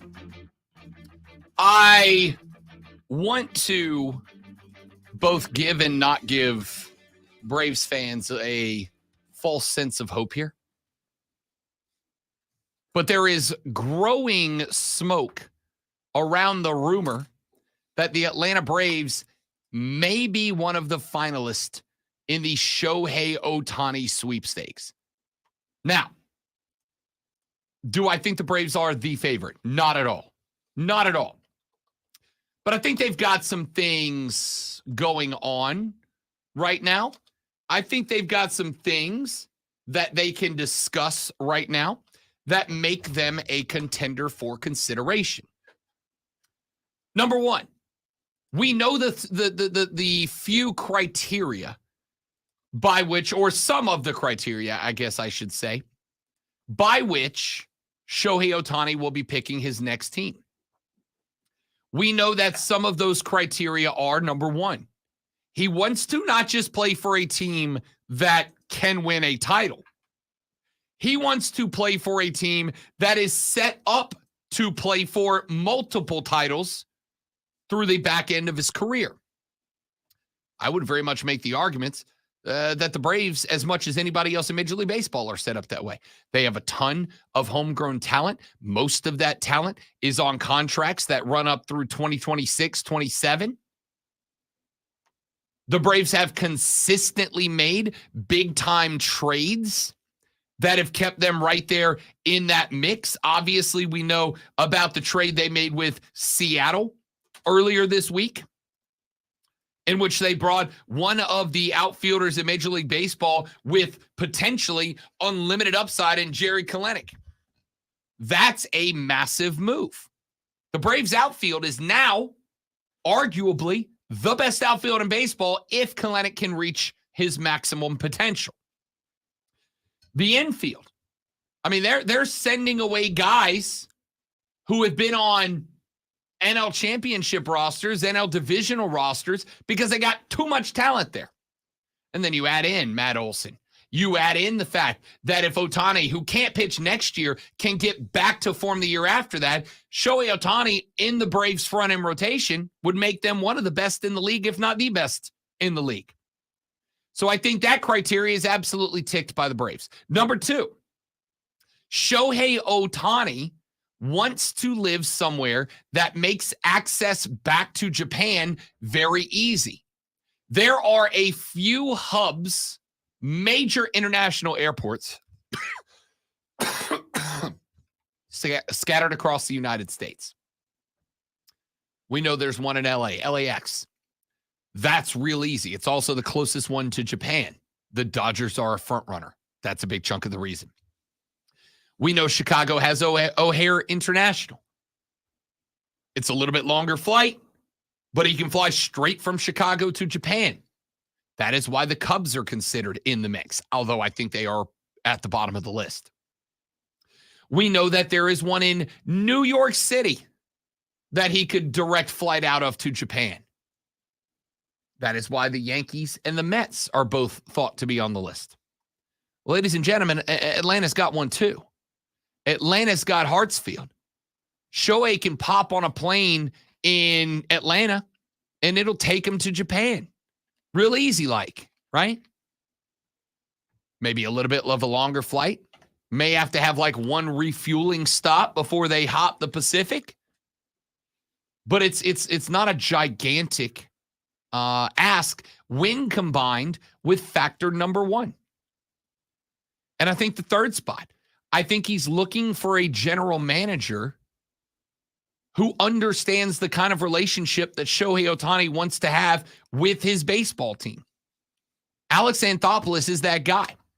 We have learned that one of the big things that Shohei Ohtani's camp has asked for during this negotiating phase of the hot stove season is that GMs and teams not let negotiations become public. They would prefer to do all of this in the dark. They would prefer to do all of this quietly and basically have nothing come out until it's time for Shohei to announce where he's going to play baseball next. Alex Anthopoulos is a master at that. They orchestrated a trade with the Seattle Mariners for a guy that when he left, the Mariners subreddit was in shambles. They were outraged that Kalenic was allowed to go to Atlanta and basically for free.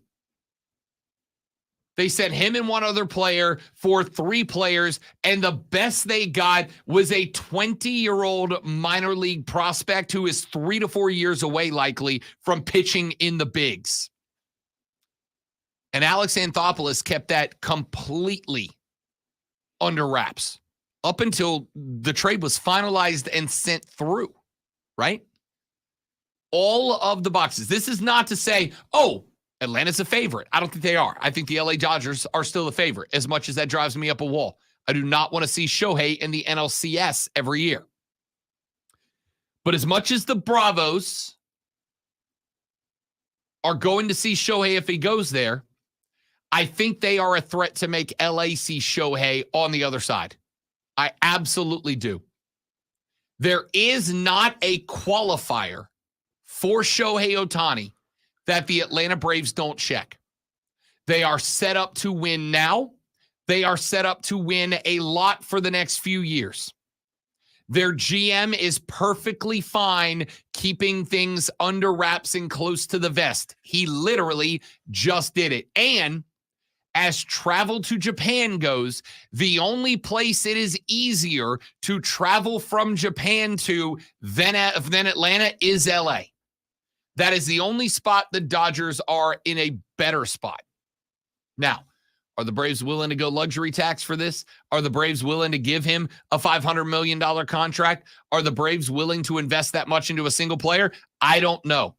But I've got to think, as good and consistently good as this guy has been, I got to think they'll be in the mix. Every single thing that Shohei Ohtani's camp has listed as a qualifier for a team he will play for next year is matched by the Braves. And every Major League Baseball reporter who is covering the Shohei Ohtani sweepstakes has now mentioned that Atlanta is in that number. I'm real interested in that. Now, ladies and gentlemen, to bring you this sports flash, the Shohei Ohtani of sports talk radio himself, the great one, Lonzo. By that, he means I'm also injured. On day 2 of the transfer portal, Duke quarterback Riley Leonard has a visit scheduled in Notre Dame and will be joined by former Clemson receiver Bo Collins. Tulane wide receiver Chris Bruzel takes his 711 yards and 5 touchdowns to the portal with 3 years left.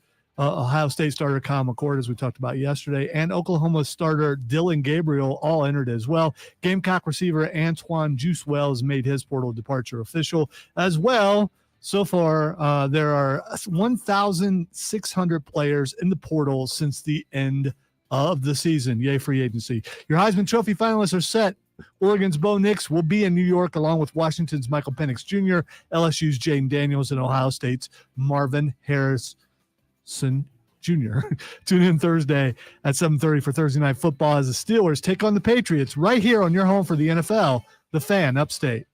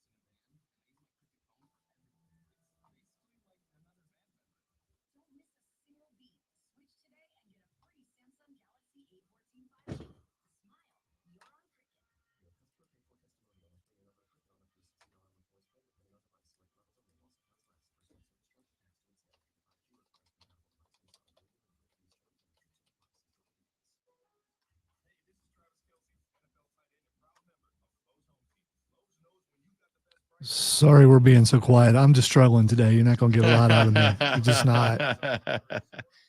Yeah, I don't think the Mets are a landing spot. I mean, they're willing to spend the money. Like, if anybody's going to cut them or cut Shohei the fattest check, it's either them or the Dodgers. And that I think that's the one reason the Braves wouldn't be in the mix, is I don't think that they will be willing to outbid the Dodgers or the Mets. But I have been wrong before, twice. It's a pretty rare phenomenon.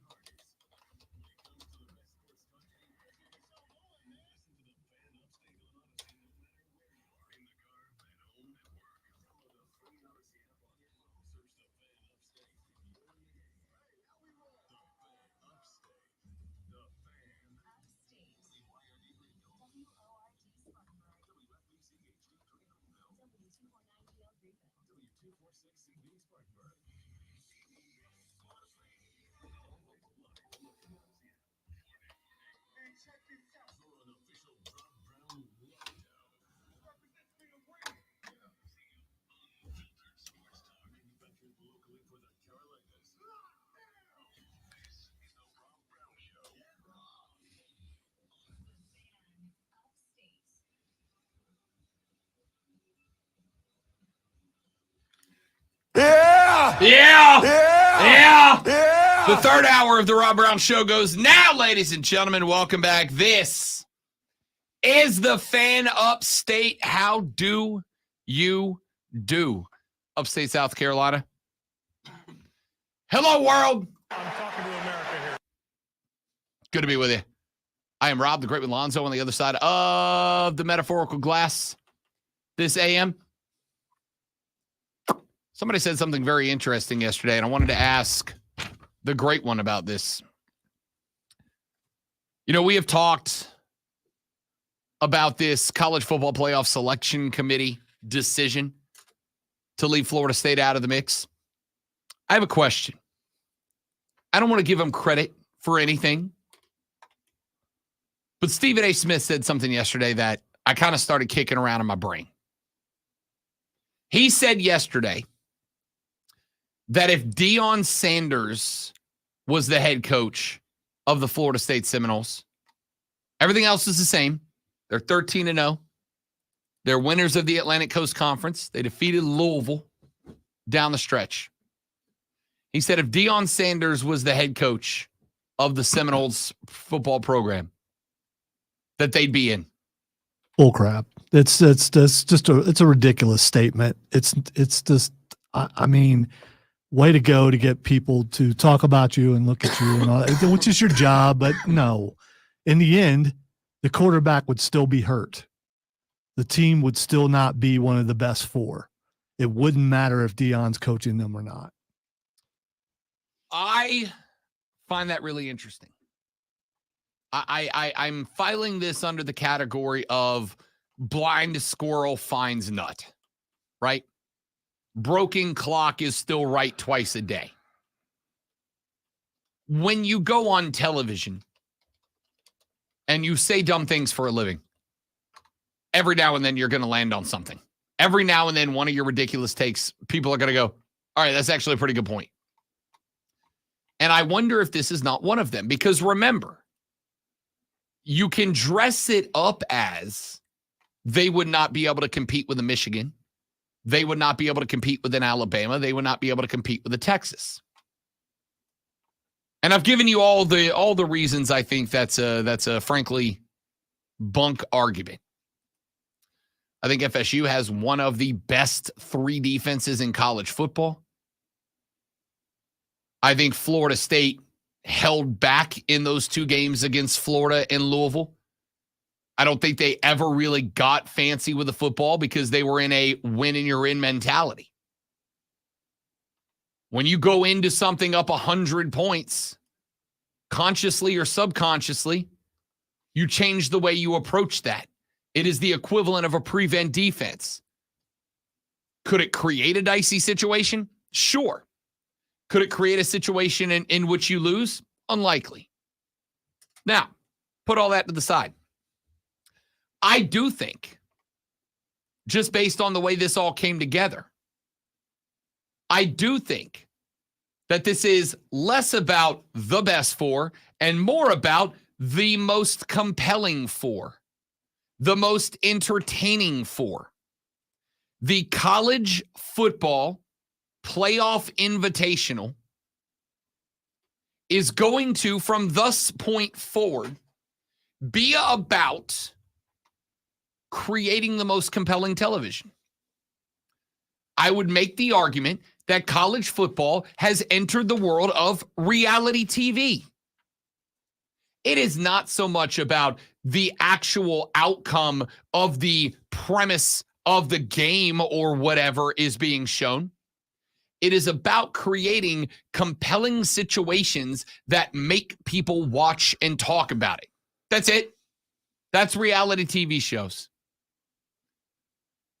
Survivor doesn't have the best person equipped to survive in a real world isolation situation.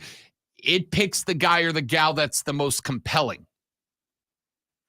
Dating shows aren't actually trying to match people up for love. They're trying to match people up for drama. And it works. The system works, right?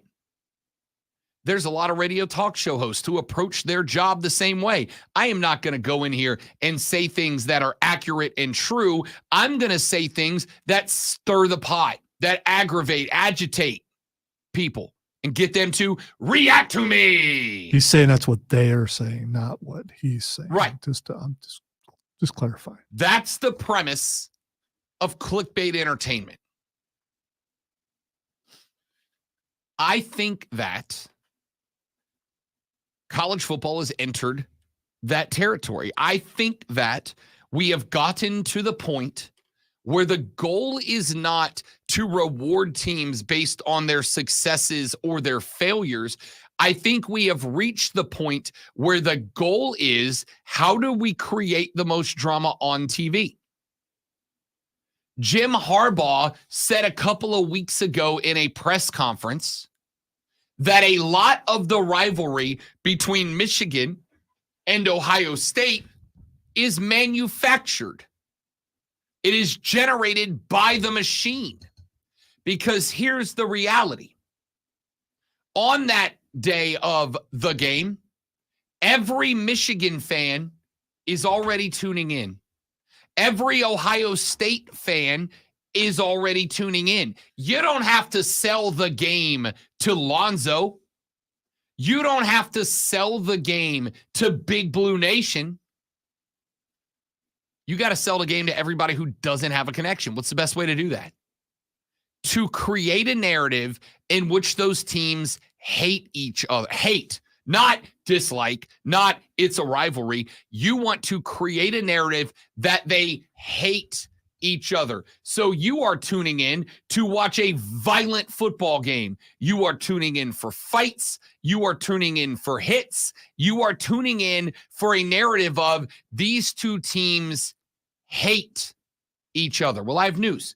There's a lot of rivalries at every level of college football where the two teams hate each other, but none of them get the same attention as the game. Now, obviously, it was different the last 2 years because the game had a ticket to the college football playoffs on the line. The winner would go, the loser would be at home praying. It's 2 years in a row that's been the case. But they still manufactured a lot of the drama, a lot of the hate. I'm not saying Ohio State and Michigan don't hate each other. I'm saying I don't think they hate each other any more than Auburn and Alabama do. I don't think they hate each other any more than Florida and Florida State do. Hell, I don't think they hate each other any more than Stanford and UCLA do. There's a term that I've learned since being in South Carolina. I've lived here half my life, by the way, that really applies to all the things that you're saying right now. And it's bless your heart, Rob. Bless your heart. It's just the polite Southern way of saying you're an idiot. Just say you're an idiot. All right? Just say you're an idiot. But I'm not. I'm not. The point here is with the shift of college football from being a regional sport to being a national sport came obviously national broadcast of these games. And when you choose a game to broadcast nationally, you are trying to choose a game that you are going to get the most viewers to watch. This is why back in weeks 1, 2, 3, and 4, the Colorado Buffaloes were on TV. It is not because anybody thought Colorado was going to be good this year. It is not because Colorado State generates the same rivalry passion that Michigan, Ohio State, or Clemson, South Carolina, or Alabama, Auburn does. It was generated because of the drama around Deion Sanders, the drama around the personality, the drama around the experiment, and whether or not that was going to work. And we all tuned in, and then Deion won. And now all of a sudden the drama is heightened. And then we tune in for week 2, and Deion won, and it's like, uh-oh. And then we tuned in for week 3. We tuned in for the rivalry game. We tuned in for Colorado State, and we got more than our fair share of drama. And Deion won again. And then all of a sudden, Colorado at 3-0 with a Vegas over-under win total of 3.5. Then all of the sudden, Colorado-Oregon is a national primetime game. As if that game was going to be competitive at any point. It never was. I made so much money in that game because the betting public went heavy on Deion and the Buffs, and it brought that number down to like 24. And I'm like, there's no way they're going to be within 35. And they weren't. And then we tuned in the next week, and they lost to USC. And they put up points in that game, so it kept a little bit of interest. So everybody tuned in for the Arizona State game. But then they lost to Stanford, and then they lost to UCLA, and then they lost to Oregon State. And by the end of the year, Lonzo, here's a quick question. When's the last time you saw Deion Sanders on TV? First 4 weeks of the season, you couldn't get him off the freaking television. When's the last time you saw Deion on TV not in a commercial? He was on yesterday. Where? They were talking to him about the Florida State situation. Well, I did not see that. And that is the first time that I have seen nor heard from Coach Prime since about week 9. Because there was no more drama. He's all over social media right now because apparently he broke up with his girlfriend. Or she broke up with him. I don't know which. I didn't read the story. I just, Deion's lady hit the transfer portal. That's what they're saying, yes. Not quite sure where she's going to land, but I'm sure she'll do okay. NIL deals probably coming. Yeah, for sure. She's got some offers. Yeah. I'm sure. The drama around Coach Prime went away. There was no more drama. The team was bad. Their guys were getting hurt. They didn't have any depth to lean on. The drama went away because college football is now about not football. It's about manufacturing drama. And the reality is because FSU, I believe FSU did not get bumped because they're bad. I don't believe FSU got bumped because of Jordan Travis. I believe FSU got bumped because their last 2 games were, frankly, boring. They were boring games. The game against Florida was only entertaining because it was a rivalry and you had guys spitting in each other's faces. But the game itself was boring. The game against Louisville was a snoozer. Now, I love a defensive struggle, so I was thoroughly enjoying watching FSU's defense play. But it was a snoozer, yeah? And so because it was a snoozer, I genuinely think the committee looked at this team and said, this game is boring. This team is boring. And we can't put a boring team into the playoffs because it will hurt the ratings.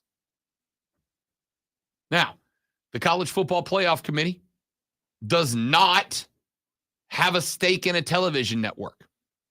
That was part of the reason this seemed like a good idea up front, because you're going, what impact are they going to have? They don't have any connection to a television network.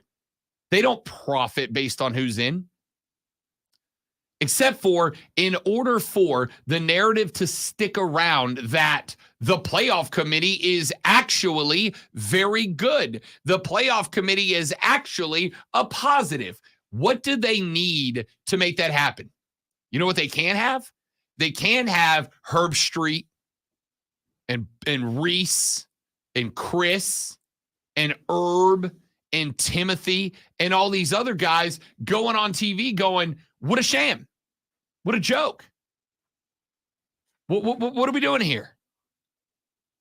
And how do you make sure that those guys are saying all the positive, nice things about you? You make sure that their bosses tell them to do that. This is why I said I will not be surprised if Booger McFarland disappears off your television for a couple of weeks, because he was the only one on ESPN calling this the sham that it was. Until yesterday, when Mike Greenberg decided that he was going to join that call. Greeny said, I'm going to grab clip 3 here if you don't mind, Lonzo. Actually, let me start with 3A. I'm going to play both back to back. I told you earlier, I'm not a Paul Feinbaum guy. I think Paul Feinbaum does a okay job of talking ball, but Feinbaum got big by letting the worst of college football fans Jerry Springer themselves into our lives. None of you would know who the hell Harvey Updike is if it wasn't for Paul Feinbaum. Well, Feinbaum was on First Take with Greeny, and he said this. They did get it right, Greeny. And can we all just stop with the fake outrage from the Florida State AD and the president? I get the coach. I get the players. But the rest of the people just need to shut up already. This is college football. It is not a perfect system. We have controversy every year. It helps fuels in what makes the sport great. And for the coach to say it's a sad day in college football, I saw people celebrating all over the place. I think we have an amazing game. Michigan and Alabama, please, Michigan was upset. They have to play Alabama. And let's not forget, and Heather alluded to it, Greeny, why is Alabama in this game? They beat Georgia. Remember Georgia? They were the number 1 team in the country all year. They were the 2-time defending champions going for a 3-peat. That impressed the committee. And then the committee sat there and watched that travesty from the ACC championship game. Not a travesty from the standpoint that Florida State doesn't have an elite defense. They're fantastic, but they had no offense, and they simply did not want to see another TCU disaster in one of the games coming up here at the end of the month. Thank you for admitting it, Feinbaum. Thank you for admitting it. They didn't want to see another TCU disaster. So instead of letting a team that's most definitely not TCU. So if they made this decision after Cincinnati was in there, or after one of these other teams that was in there that didn't belong in there, you'd be okay with it. It's just this year you got a problem. No, I've already said I would have a problem no matter what team this was and no matter what year this was. But see, this has never happened before. So I've never had, why are you mad right now, Rob? Why weren't you mad before? Because this has never happened. Not one time has this happened. So I got multiple problems with that clip. Number 1, Feinbaum, you shut the hell up. Who are you? Everybody needs to just shut up. I got my way, and everybody else needs to just shut up. You pompous ass.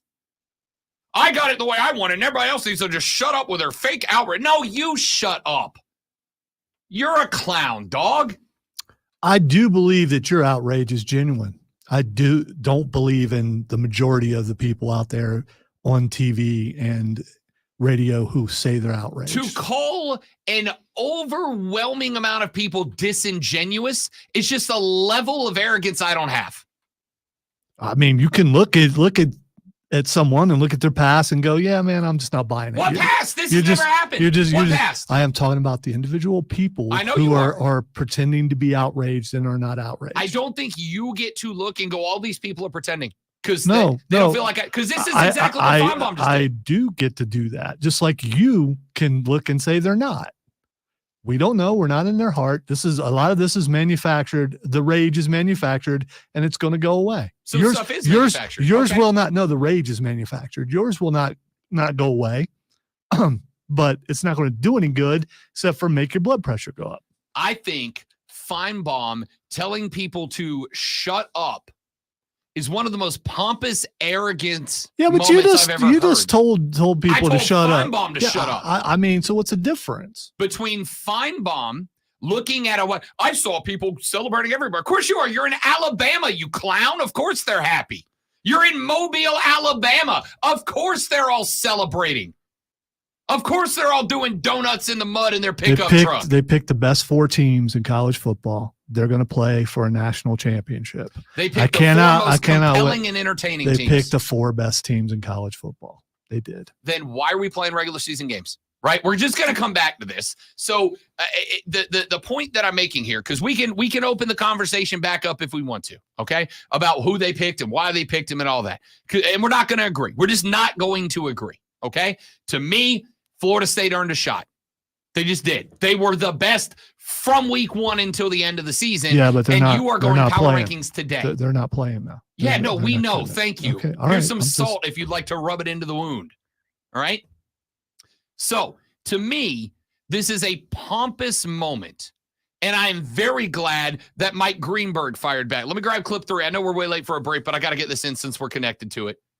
Here's what Greenberg said in response to that. Let me throw this possibility out there. When the NFL season ends, let all the teams play all 17 of their games. And then I'm going to put together a committee. Former coaches, Rex Ryan, Mike Shanahan, Bill Parcells, Marv Levy, 98 years old. God bless him, still out there. You guys know football? You know a lot about football. A little bit. So why don't you decide which 14 teams will wind up getting in? You decide which the 14 best are, because you know football way better. What does it matter what happened on the field? Maybe the system's broken. Just put them all in. The system stinks, is the point. The system is dead wrong. Florida State scheduled a powerhouse. They played them on a neutral field and beat them. They won every game in front of them. They won what we call a Power 5 league, and 13 people sitting in a... No, I don't have to stop saying anything. They won all of their games. Anyone can get hurt at any time. They won every game that was... They did literally everything that could be asked of a team, and 13 people making the subjective, not objective decision that they aren't as good anymore left them out of it. You know what happened yesterday? Football became figure skating.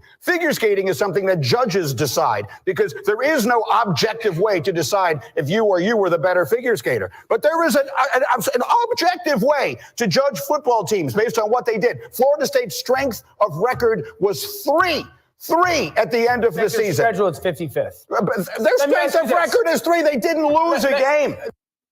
Thanks, Greeny. That's all I got. Thank you. Yeah, he hasn't been in his right mind since Aaron Rodgers got hurt. So I mean, I don't know why you would trust that guy. Thanks, Greeny.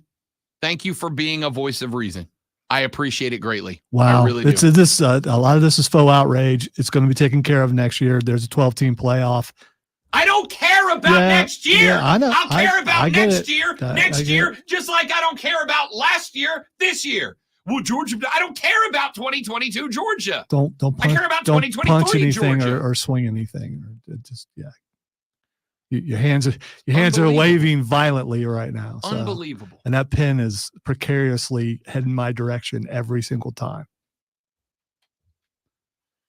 Texter said, did they get the best 4 teams? Yes. If I was an FSU fan, would I be bleeped? Yes. Do I want the best games? Yes. And I think these are the best games. Again, I am glad that the hypothetical games in your head are more important than the real ones. I am glad that the games that you think are going to turn out a certain way are the real ones. And do me a favor, I'm going to let you make all my gambling picks this weekend because very clearly you can see the damn future. Ooh, can I? I hope Michigan beats Alabama by 50. Can I make all your bets for you? No, you can't. Come on. You can't at all. Let me. Then you'd be down on my, I don't know if the on my poorhouse level. is still a thing, but I'd like to stay out of it. All right, let's take a break. Back after this on the Rob Brown Show with the Fan Upstate. Smith and James. All right, guys, one more live read, and then we are back. Don't go anywhere.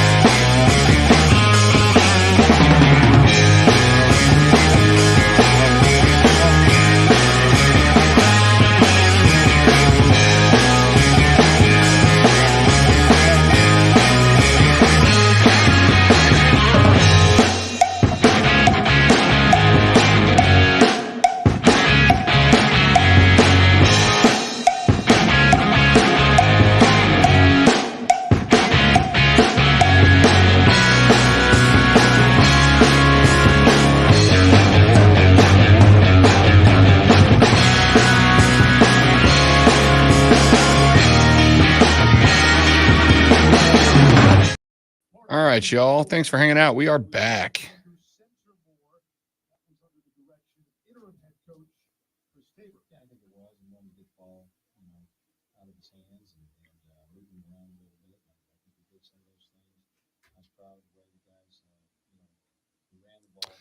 Joe, that would be a chaotic situation that I am a big, big fan of. That's a great wrestling joke, BTR, and I appreciate you for it. Thank you for making it.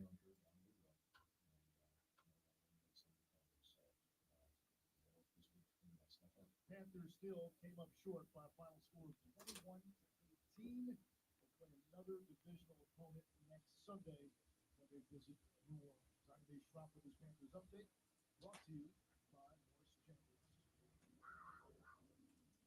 Aren't as much as a premium. You know, if you're playing the spread, you get TJ Glass with Beck well. Bowl season is here. Number 9 Missouri faces number 7 Ohio State in the Goodyear Top Bowl Classic. The Zulus have an incredible season playing their first New Year's Six Bowl. Meanwhile, Ohio State had their QB Calvin Ford enter the transfer portal and are expected to have a lot of key players, including Marvin Harrison Jr., opt out of the game. This is a game where Mizzou will clearly be the more motivated team to take the Tigers +3. I'm TJ Glasser, Bet Smarter with BetQL, and download the BetMGM app today.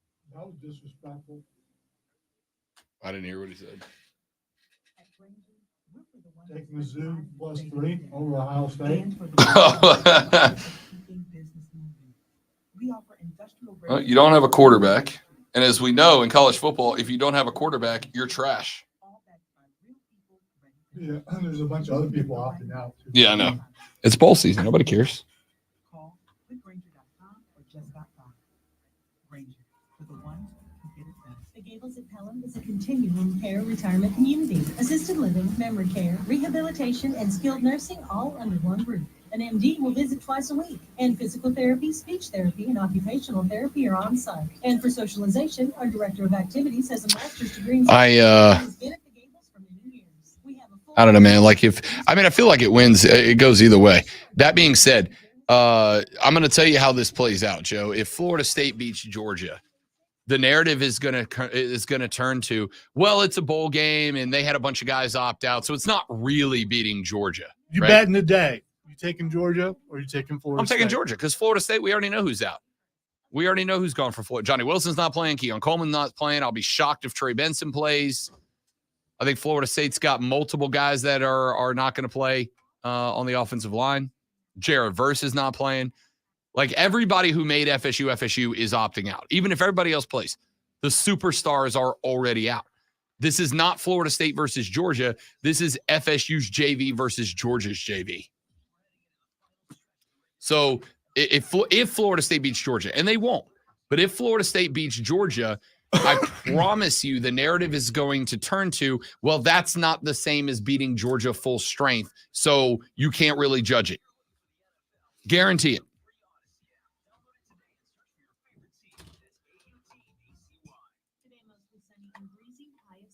Weather brought to you by Pfizer. COVID-19 can keep you on the sidelines. If you're more likely to get very sick from COVID, ask your doctor if prescription oral treatment is right for you. Visit treatcovid19.com. Sponsored by Pfizer. Sponsored by Jeff Martin Auctioneers. Jeff Martin Auctioneers is hosting the East Coast Public Auction in Pelzer on Thursday, December 14th, featuring construction and farm equipment, trucks, trailers, and more. Bid your way live, on-site, or online. JeffMartinAuctioneers.com. Experience the difference. License 4283. Number 7 seed Furman is headed to the FCS playoff quarterfinals at number 2 seed Montana on Friday night. Kickoff at 9 p.m. Eastern. We begin with the Pepsi Countdown to kickoff at 7:30 p.m. That's Friday night on the Fan Upstate. Sound off on the text line. 71307. Keyword fan. You're listening to the proper.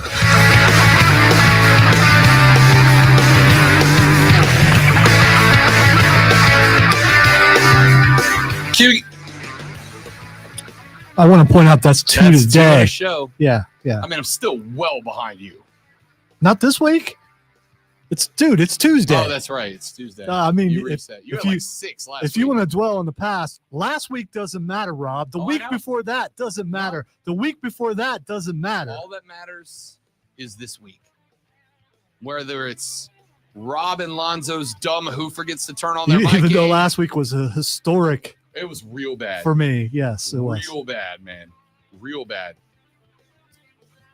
All right. Keeping an eye on the transfer portal, or as Lonzo loves to call it, college football free agency. I'm not the only one there. I'm surprised we haven't had more today already. Keeping an eye on the transfer portal, we have had a few more names. That, when I say a few more, let me be very yesterday, clear. by the way, not a flood. Not really. I mean, maybe some storm drains got a little, maybe some basements got a little bit of water in them, but the flood that I was promised did not happen yet. Yeah, no, there's only 1,600 players in the portal. Not that big of a deal. That's not that. 1,600 players. I mean, how many players are playing in college football? That is north of 17 full teams are in the portal right now. You could build an actual full roster just on guys in the portal. Deion Sanders might. We do have some news. And listen, I know a lot of folks were kind of in that same boat of, oh, we were expecting to be overwhelmed. I think the reality here is the number of college football superstars. How long is this window open, by the way? I think a week.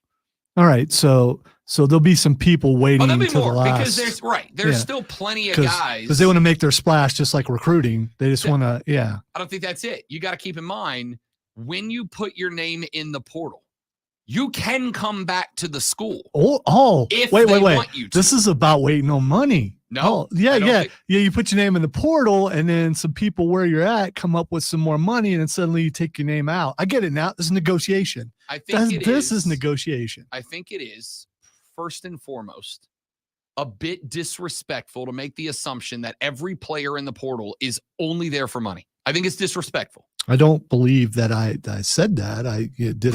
Did I generalize a little bit? Yeah, because that's what we do in radio, I think. Not me. You're right. You're very specific and concise. Correct. Maybe someday I'll get to your level. Probably not, but it's so much fun looking up and seeing how shiny the pedestal is. Very. So it's a little slippery though. You might fall off of there. You gotta be careful. No, my high horse is just fine. I think that a lot of kids put their name in the portal early because they know they're gone. I think there are going to be a lot more kids that as the portal comes to its close, you'll see a handful more people go into the portal. By the way, yesterday, 1,000 players went into the portal. Okay. A lot of kids are going to wait till the end of the portal. Not necessarily because of the fact that they're waiting on money or whatever else. It is because of the fact that they are not sure that they want to leave. They are unsure. There are a variety of reasons that they may be considering a major life decision, and they don't want to put their name in the portal, decide a day later, no, I actually do want to stay, and the school goes, sorry, kid, we already gave your scholarship away. Is it possible that one of those reasons for some of them, not all of them, because I wouldn't want to put them all in the same bag. It would be very rude of you. That would be, is some of them look and go, oh man, he just entered the portal. He also has interest in going to that school. If I jump in, they're going to take him over me, so I might as well stay where I am. 100% that's a possibility. If you are a quarterback looking to go in the portal, trying to upgrade, and then you realize that Kyle McCord and Cam Ward and Riley Leonard, where are you going to upgrade at, McCord? And Dante Moore. Where are you upgrading at, dude? I mean, the fact that after the Michigan game, your coach would not commit to him as a starter, you got to think that the reality is there are different motivations for different kids for playing college football. Hey, when your job's on the line and you know that the personnel is not getting it and that you've got to find somebody who can help you keep your job, like Ryan Day, you don't put a vote of confidence behind someone who just cost you that game for the third year in a row. And I'm not mad at Ryan Day for being non-committal to Kyle McCord, but in the new world of college football, if you are not going to commit to a kid, don't get mad when the kid won't commit to you. Loyalty is a two-way street. And if he's going to go, this guy fully pretending like your offensive line didn't get blasted by Michigan's defensive line, if you're only going to put this on McCord, as some Ohio State University Buckeye fans have done, and then the coach is going to come out and is not going to say, this is my guy, then why the hell am I going to say you're my guy? It was a tight game, and mistakes made by the quarterback cost him the game. Like I said. Yeah, it wasn't a blowout. It was a tight game. And you know, that guy throwing an interception, you know. Like I said. So, we do have news. Riley Leonard set to take an official visit to Notre Dame on December 6th and 7th. You know who else is going to be at Notre Dame November 6th and 7th? Former Clemson wide receiver Bo Collins conveniently come on. has a visit to Notre Dame on the exact same day as Riley Leonard It's does. family at Clemson. They just people don't leave there, right? Except Bo Collins. Okay, and I think there was some other guys too. But we know Jalen Catalon from Texas, a safety, is on his way out. He dealt with some injuries this year, 159 tackles and 5 interceptions with Arkansas before he transferred to Texas. He will now take his second transfer away from the Horns just days before they play for a national for a semifinal and a bid to the national championship. We know that, and this happened after we got off the air yesterday. Dylan Gabriel, the quarterback at Oklahoma, is out as well. He is going to have a lot of offers to go play ball somewhere else as well. Not going to get it done with the Brent Venables offense. He'll move on to another school. So there's a lot of different players in the in the portal, that I'm keeping an eye on. Tulane wide receiver Chris Brazell II is in the portal. 711 receiving yards and 5 touchdowns this year for the Green Wave. On top of that, if you get Brazell, assuming he doesn't transfer a second time, he has 3 years of eligibility left. Alabama reserve quarterback Tyler Buckner has entered the portal, as a men's lacrosse player. He is leaving football entirely. Played at Notre Dame for a season, went to Alabama for a season, saw the field very briefly before Jalen Milroe got it together. He is out. Oregon State's DJ Uiagalelei in the portal. We knew that. Now their backup quarterback, Aiden Childs, is in the quarterback. Followed DJ on the way out the door. Aiden Childs was a highly touted 4-star recruit. Threw 35 passes this year for 309 yards and 4 touchdowns, added 79 and 3 scores on the ground. He is going to get some looks elsewhere, right? By the way, Oregon State obviously in a spot of instability. Not just the fact that their head coach departed to go take the job at Michigan State, but they're in the Pac-2. Or, as it will be called next year, the Pac and Mountain West 2. Because that's what Oregon State's got next year. They've got Washington State, and they've got the Mountain West. So it's not shocking that a relatively highly touted 4-star backup quarterback would go ahead and go somewhere else. There's going to be a Power 5 team that is willing to give him a look somewhere. Brock Vandegrift from Georgia, a backup quarterback, is in the portal. Vandegrift was the number 37 recruit overall in the 2021 class. But you obviously had the postman coming back for a natty run, Stetson Bennett the 4th 2 years ago. He got beat out by Carson Beck this year, just barely. But Beck did enough to hang on to that starting role and lead Georgia to not the Alabama Invitational. After they dropped the game to Bama. So Vandegrift's in the portal. Texas says, where do you think he ends up? I got no idea. He's a quarterback. He's an SEC quarterback. He's a quarterback that came up through the Kirby Smart Georgia program. Guy's got potential. Where does he land? I don't know. Because for all these teams that are losing quarterbacks in the portal, they're all going to be looking to gain one in the portal as well. It is going to be fun to follow the portal this year. Let's take a break. We'll come back. We'll wrap up hour number 3 of the Rob Brown Show next. It's Rob and Lonzo and you on the Fan Upstate. If Georgia wins, it'll be, see, that's why we left FSU out. It's hypocrisy, and it is bull chocolate ice cream. Correct. They have an out. They always had an out. They knew they had an out. These people aren't dumb.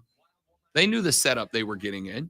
They knew they were going to get an out, and they're happy to take it.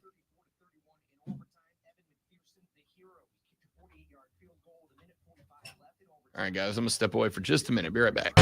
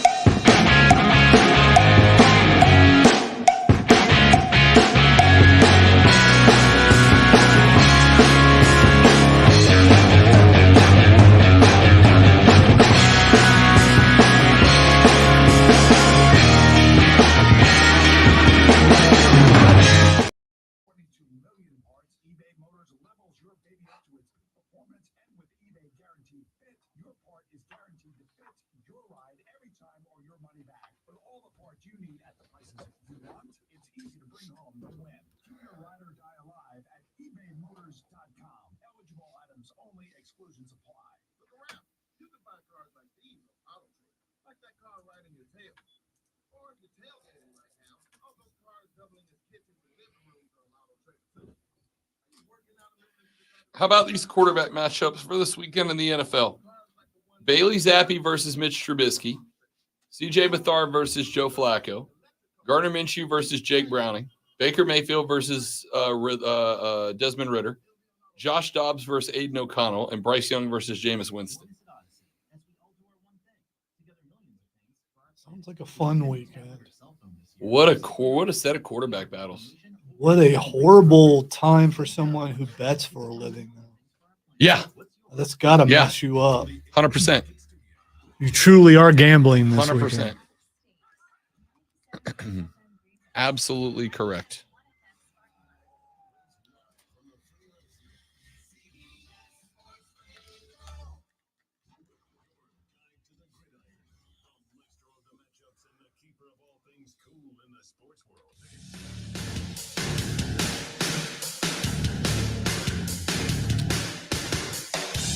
The Rob Brown Show continues. It is the Fan Upstate wrapping up hour number 3 of the show. Joey B popped into the chat a minute ago on our live stream, which you can watch at facebook.com/thefanupstate, twitter.com/thefanupstate by searching the Fan Upstate on YouTube or the Rob Brown Show on Twitch. We go live all 4 hours, all 5 days, every single week. So, couple of things I want to run through as we wrap up this hour of the show. Joey B popped into the stream, said, I want FSU to win and Michigan and Washington to lose. Then I want them to explain why beating Georgia was good enough for Alabama to jump FSU and not good enough to crown FSU the national champs. And I'll tell you exactly why, Joey B. I'll tell you exactly why. The reason that they are going to say that is because if Florida State beats Georgia in the Orange Bowl, and they won't, but if Florida State beats Georgia in the Orange Bowl, then what they'll say is, well, that was Georgia's JV squad. That wasn't the starting lineup from the SEC championship. That win's not good enough. It's not the same thing as beating them in the SEC, which, by the way, is 100,000 billion% true, which is why I continue to point out to you that nobody cares about bowl games. Nobody. We care in as much as it's one last time to watch our team and have a little fun on a whatever day of the week they're playing in a bowl game before we got to go into hibernation for 250 days with no football. Right? The coaches and the players only care about it as much as it's 15 practices and a paycheck for the school. And the schools only care about them as much as it's a paycheck for the school. The flip side as well. If Georgia beats Florida State, the committee's going to go, see, that's why we left him out. That's why we left him out. As if Florida State's not going to have the same situation. As if we know Keon Coleman's not going to play. Johnny Wilson's not going to play. Jared Verse is not going to play. All the dudes that made the Noles 13-0 are going to get are going to skip the game. And so whatever outcome happens, it does not matter what the outcome is. Whatever outcome is, the College Football Playoff Selection Committee has an auto out. If Georgia wins, they go, see, we told you. And if Florida State wins, they go, yeah, but that was Georgia's B-side. Right? That was the reserves. You didn't beat Georgia. You beat Georgia's future. You beat Georgia's recruits. This is why I argue to you that the bowls are meaningless. There's no value to them other than, as Tim Frisbee so eloquently stated it, it's 15 practices and a paycheck. That's it. I had a bunch of Florida State fans. I even joined in on it on night one. But I said, yo, hey, go ahead and bail. Don't go. Turn down the bowl invite. Turn down the bowl invite. But you can't. You can't. Because that's 15 practices to get ready for next year when you have a very good chance at going to the playoffs. Very good. 12 teams go. You got a real good chance. You can't turn down 15 opportunities to let your young guys get some reps, get some looks in a game week scenario. You certainly, if you're in the ACC, you can't turn down the paycheck. Next year, teams in the SEC and the Big Ten are going to be making even more money than they are this year, and you won't be. Every dollar is worth its weight in gold at this point. So you can't turn down the paycheck. Tell you what I would do. If I'm FSU, I would go 15 hard practices to get as good as I can get before the season ends. And then I'd trot out every freshman and walk-on I got. You guys want to play a bowl game? You guys want some snaps? You want some PT? You want to dress up? I would take every kid who put on a helmet this year but never saw the playing field and go, you're starting this weekend, champ. This is your time to shine. I'm going to let you go out there. And I don't care if you get beat by 49. I want you to have the opportunity to say that I played a game on an undefeated football program. Go have your fun. Who gives a damn? That would be awesome, but I don't think a coach would do that because that would look bad on them. How would it look bad on Florida State? How would it look bad on Mike Norvell? It would look bad on him. How? I'm asking you how. If he doesn't try, it will look bad on him. Why? What does it matter if you try? They went 13-0. They tried all they wanted. It didn't matter. It literally did not matter that they tried. It already does not matter. I'm glad they don't have the mentality that you do. What mentality? You go out and just win the games that are in front of you. They did. All of them. They won every one of them, and it didn't matter. Right, so they should stop now. Mm-hmm. That's ridiculous. Why? It just is. It's ridiculous. I cannot fathom anyone losing anything on purpose. How many Orange Bowl banners have you guys hung versus how many national championship banners? I don't care. Mm-hmm. I don't care what bowl game they're in. I don't care if it's in the backyard. I don't care if it's in down the hall. You play a game, you play to win it. You don't go, well, we didn't get in, so we'll just we don't really care. That's no. I don't care. Come Nobody on. cares. That's a horrible way of looking at life. You super jacked up about y'all's bowl game against Mizzou? Yes. Are you? Yes. Good for you. I am, because I get to see my favorite team play and hopefully win. Awesome. I can't do it. I don't care. So you're not going to watch? I'm watching every bowl game. Okay. All right. I'm watching every bowl game. I will watch every bowl game. Hopefully your pain will subside and you'll be able to watch some of these games without malice. No, I watch these games not because I'm expecting great football, not because I'm expecting incredible competition. I watch these games because these games are about the next year's squad. I would like you to come over to my house and tell my wife this game doesn't matter when Ohio State plays. Just tell her, say, I don't know why you're watching this. This game doesn't matter. It doesn't matter because they're not. It does not matter. It does it matters to me to as you a for fan. Sentimental reasons and nothing else. I'm sure it There's matters. no value. It also matters to the players on the field for sure. It matters to no sentimental. It's no sentimental. You want they're out there because they're competitors. They can say they won the game. Right. That's sentimental. That is sentimental by definition. How is winning a game sentimental? I'm proud of an Orange Bowl win. Does nothing for you. No one say anything about pride. Go out there and win. For your pride. That's the only thing. Like, I'm uber competitive. That's a sentiment. That is a sentimental victory. Winning just because you're competitive is a sentimental victory. The point that I'm making and here, your energy versus my non-energy doesn't mean you're right, and it doesn't mean I'm right. It's about fandom, and you can't define what a fan is. You just can't. You can't say I'm less than a fan, and I should not care about. Who said anything about level of fandom? It's not at all what we're talking about. I think that's a part of it. If I'm FSU, I'm saying screw all you guys because trying and succeeding did not matter. They tried 13 games. They succeeded 13 games. They were one of 3 teams to succeed 13 times. Only 3 teams did it, and yet you have looked them in the face. You have looked every one of those players in the face and gone, great job on being one of 3 teams to try and succeed 13 times, but you don't get a chance, which means it doesn't matter. If all of this doesn't matter, why are we talking about it? Let's talk about something else. Because I don't want it to happen to somebody else. Because so it then is a it travesty. so then it does matter, because the fact that you think this is a life lesson So to if somebody's teach house people burns down and they give the old "it's just stuff," do you go, "Oh well, it doesn't matter"? Why are we talking? Why are we raising money for this guy? It's just stuff. At the end, if no one gets hurt, it is just stuff.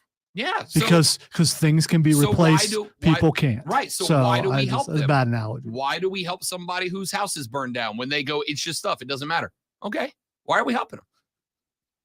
All right, we got to take a break. We'll come back. We got 1 hour left. We're gonna try to fit some faces and heels here. It may just be a full segment of faces and heels. Rob is or isn't. Lonzo is or isn't. We'll find out. So I'm the heel. So I mean, why even waste the time with it? Let's go grab someone in the hallway, have them come in and sit down and do the show, because it just doesn't matter. I'm doing it because I'm competitive. You're right. I'd win anyway. Sports Flash.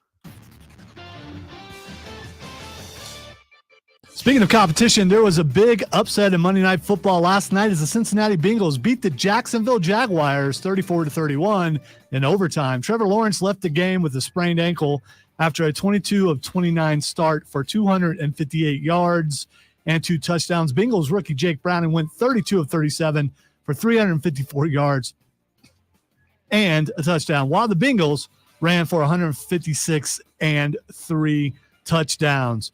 Your Heisman Trophy finalists are set. Oregon's Bo Nix will be in New York, along with Washington's Michael Penix Jr., LSU's Jaden Daniels, and Ohio State's Marvin Harrison Jr., who is the only non-quarterback invited.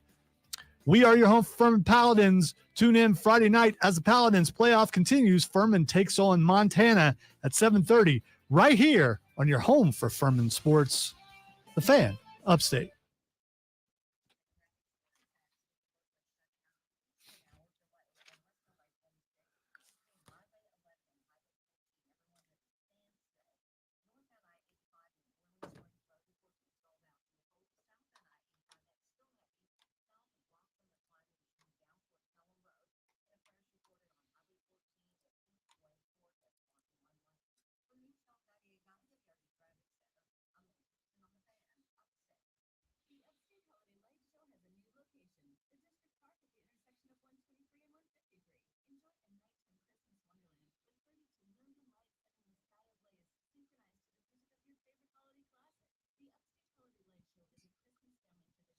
You know what I did yesterday?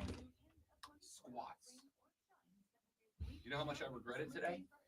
I wish I could do squats. I bet you regret it, but you know what? If you continue to do it, 6 months from now, you will be grateful that you stuck with it.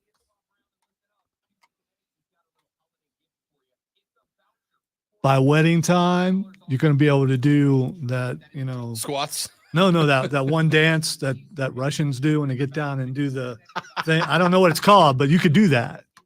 I'm just trying to make my butt look good in a suit. You could do that, in a Ric Flair robe, and it would just be wicked. I got to buy that. Why not ask Rick if you can have one? I'm going to tweet him. Got any spare robes laying around I can wear for my wedding reception? I'll sign it and send it back to you. Wow, dude. You're not even going to charge them. That's pretty good.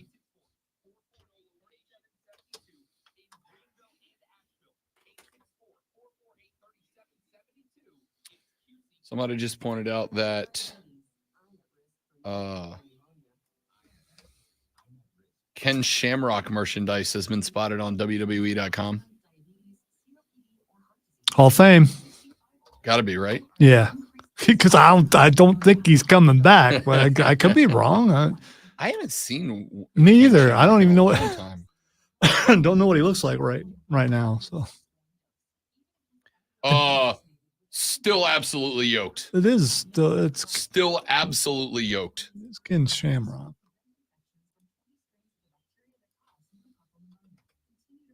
All natural too, I'm sure. Oh, for sure. By the way, Roger, I'm ashamed of myself all the time. Sometimes, several times within like one segment. So, I mean,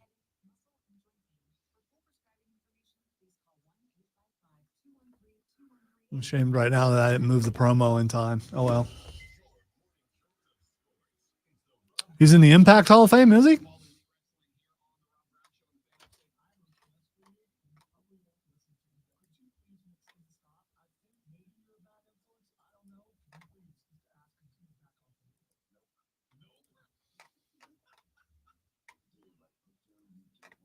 Dude.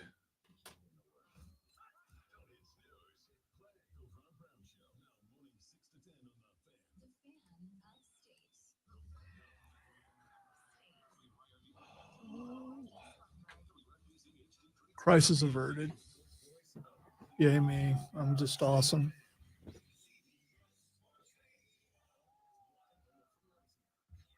Really? Does he? So match is still pretty well, I mean, as tight as He looks. Yeah, he's still absolutely yoked.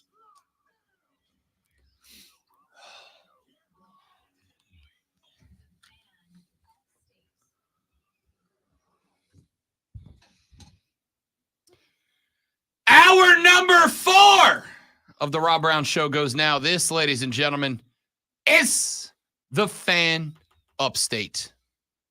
Rob and Lonzo with you on what is turning out to be an exceptionally glorious Tuesday morning across the upstate of South Carolina. Ever so wonderful to have you all along with us. Got a bunch of texts from you guys about that last segment of radio. Texture says Rob is wrong and Lonzo is right. Bowl game records still a stat. It's awesome.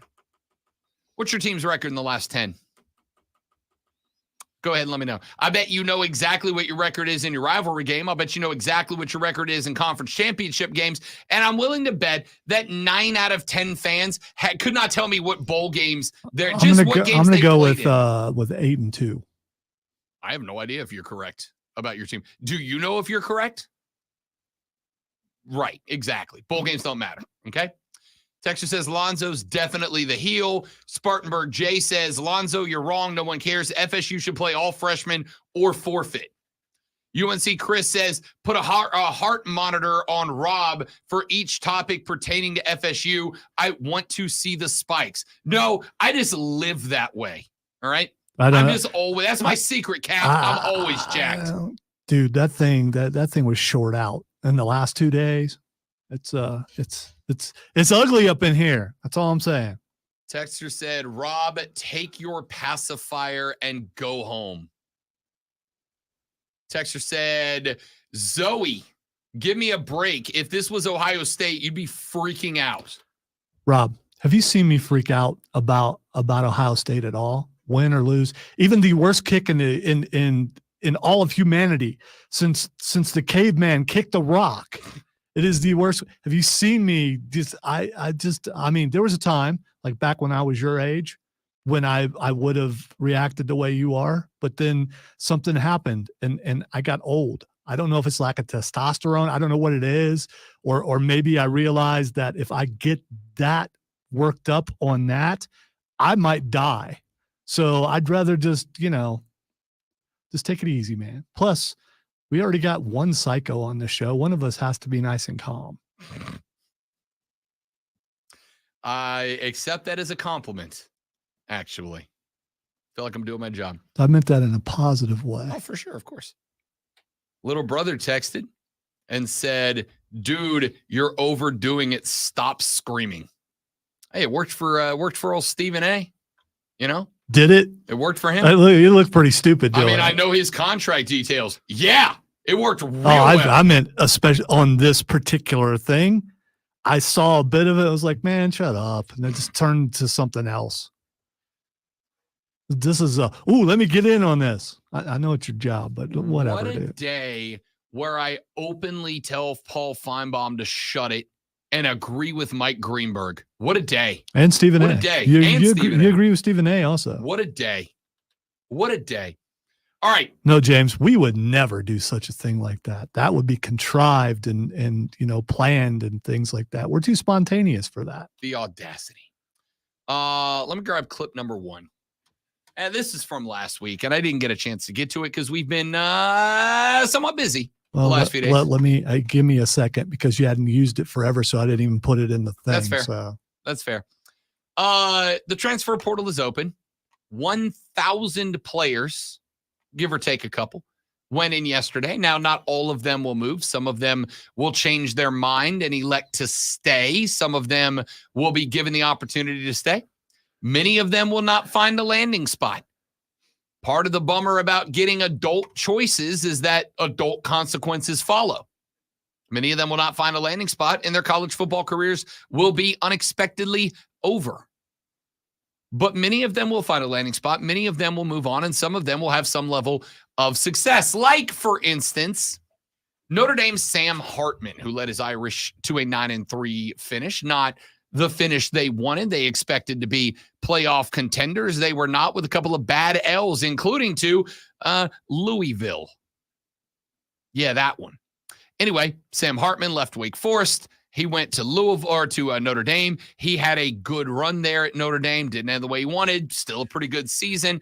His old coach, Dave Clawson, was doing a presser last week and was asked about Sam Hartman. Predominantly, he was asked about the big tribute that Notre Dame did to Sam Hartman, including the big giant "thanks for everything, we'll love you forever" mwah message they stuck on the end of that video. And when asked about it, Dave Clawson said this. There's no point in complaining about it. We saw it last week in South Bend, right? I mean, it's, here's a guy that we recruited and we developed, and, they're putting a video on him saying, "We will always love you." And I'm like, you only dated him for a couple of months. It can't be love. We're the ones that love him. We had 5 years with him. You rented him for a season. So, and that's, they bought him and rented him for a year, and now they love him. So that's, that when that video played, it's just like, holy cow, this is where college football is. So. You realize that quote's about to go off everywhere. Whatever. I'm past the point. I mean, it is what it is, right? And again, Sam and I had a great discussion before the game and after the game. And, I love the young man. I really do. And I don't blame him at all for what he did. I mean, you can't have, that's the system now. And for him to have the opportunity, to have that experience and make that type of money in 1 year, who can fault him? Ridiculous analogy, especially the dating analogy. I dated my wife for a couple months and we'll be married 31 years tomorrow. So what do you know, Dave? It's just like the way he put it. Jealous ex. You could hear it. 100%. You could hear it in his tone. And then at the end where he tries to save himself. No, I totally love that dude. And it's too late. I totally love that guy. Yes. Major jealous ex vibes, right? I dated her for 5 years. You've been with her 6 months. You can't love her like I did. All right, bro. Why don't you hop off Facebook before you catch a restraining order, my guy? Why don't you go ahead and pop off the old Instagram there for a couple of minutes before you say something you're going to regret, my dude? Not ideal. Not ideal. It's just so, it's so awkward to me, man. It's okay, Rob, because it is what it is. It is what it is. I don't know, man. Just like, let her go, buddy. Let him go. All right? He found somebody better for him than you. And it didn't work out. And that's okay. That's okay. But you got to let her go, Dave. You've got to understand that not everybody is made for everybody, right? You've got to recognize, you've got to understand that there's somebody for everybody, but not everybody is for somebody. Sam dated you for a while. Y'all had a good time. There was a good run, but eventually he realized, I need to settle down with somebody who can give me a little more. I need to settle down with somebody who's a better partner than Dave. And it hurts, Dave. It hurts. I get it. Especially when, well, let's take this analogy. I'm just going to keep going with this as long as I can. Especially, Dave, I get it. This may shock you, but I'm a pretty average guy.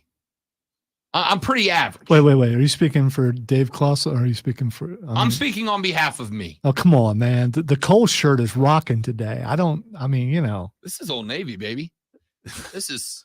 Wow. Okay. This is high end. I don't know. Is Old Navy a lateral move from Kirk Cole's? Cousins is a short sleeve print guy. This is actual flannel. Okay. All right. This is a step up. So hipsters go to Old Navy and Cole's. Black jeans to match.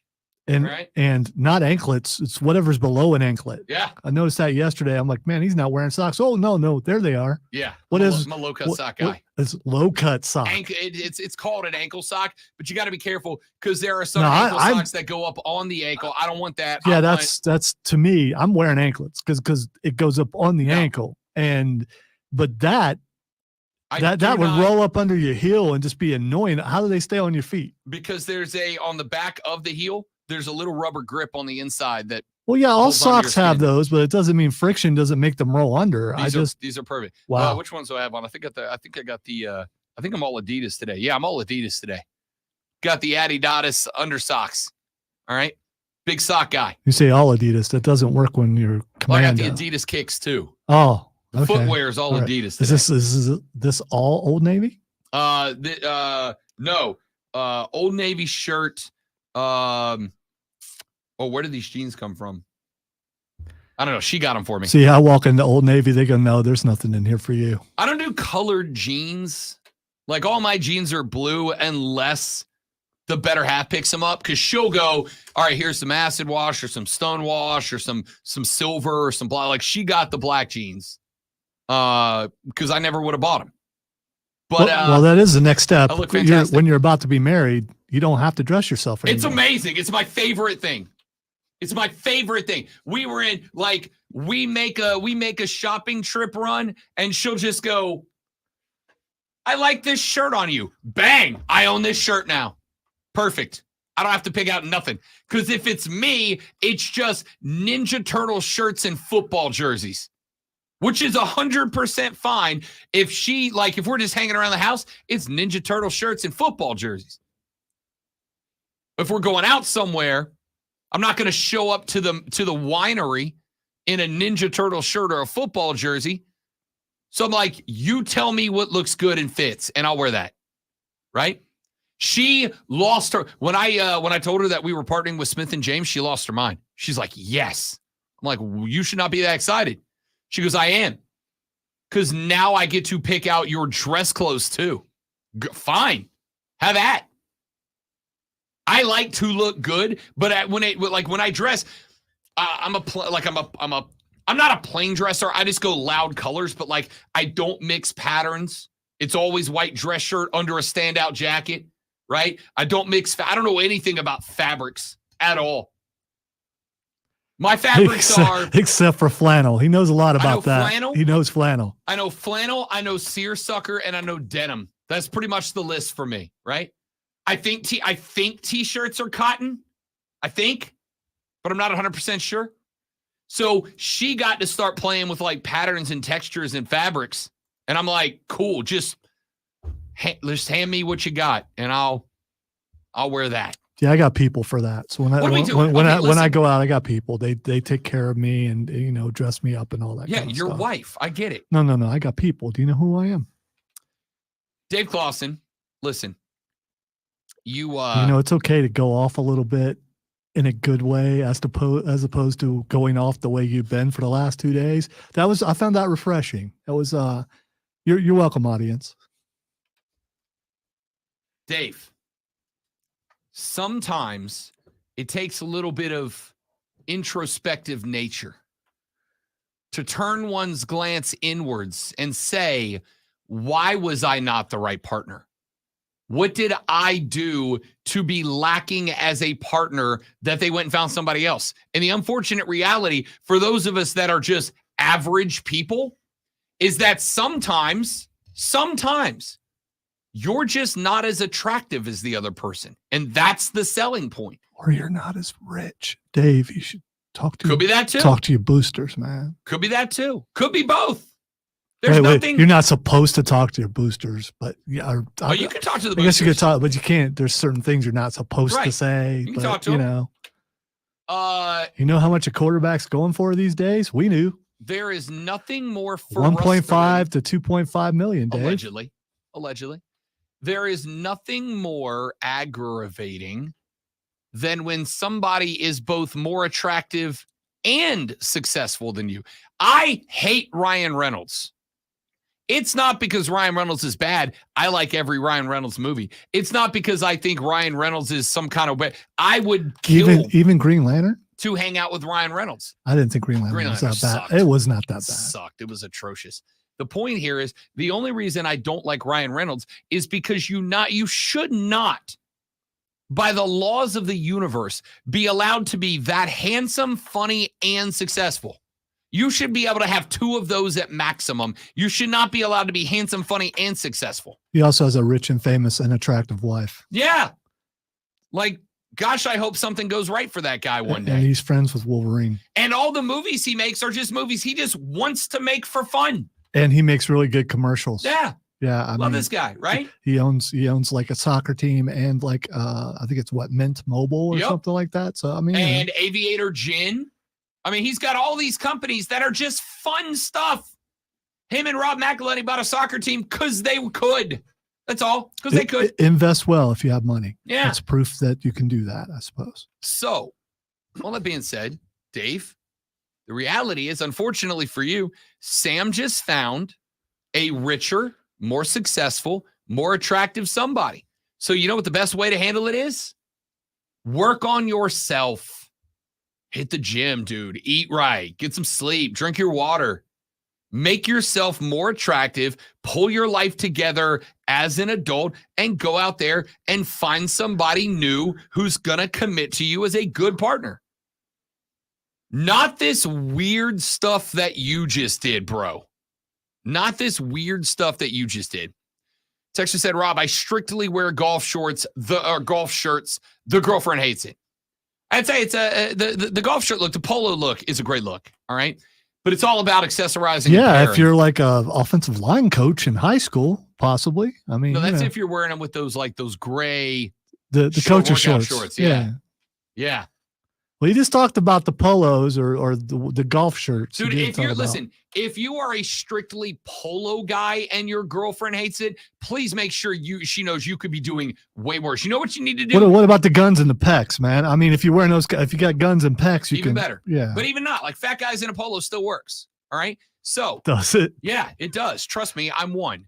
Texter, here's what you do, bud. You can take this from the Dr. Love. All right. Here's what you do. Go a full week rocking nothing but graphic tees. All right? Do like a Guns N' Roses tee one day, a Ninja Turtle tee one day, your favorite NFL team one day, your favorite college team one day, your favorite cartoon, do a Scooby-Doo day. So what he's saying is dress like me dress like me for 1 week. Or me in the summertime. See what happens. Just go graphic tees for like a week straight, and she will be like, you know what? Turns out the polos ain't bad. Turns out the polos aren't bad. Texture said, Rob, they're called no-show socks. Yeah, that's it. That's exactly what it is. Exactly what it is. Yeah, that works. Big fan. Big fan. All right, we got to take a break. When we come back, faces and heels. We do it next on the Rob Brown Show in the Fan Upstate.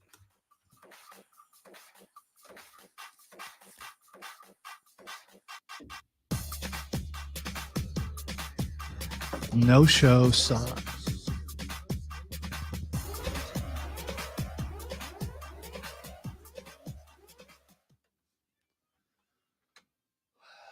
Let me see if I can dig up that intro. 'Cause, you know, I thought for sure you wasn't gonna do it.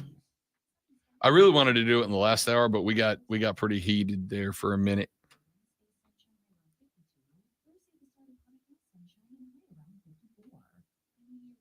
Did she say Hanukkah? Because it didn't sound like that's what she said. Is there a K in Hanukkah? It sounded like she said Hanukkah. There will be people. It starts technically with a CH, and so some people will. Yeah, but I thought it was. Hanukkah. I mean, I don't know. That's why I've never heard it pronounced that way. Formally spelled, I believe it starts with a CH. Hanukkah. Huh. Let's see. Oh, there it is. Why did I make it yellow? It's easier to find. Yellow. It's a good song for me today.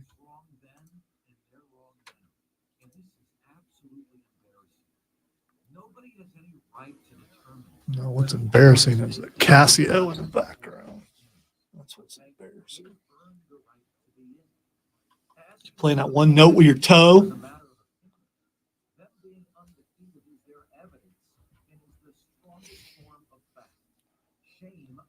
College football playoff makes you angry. Bad production makes me angry.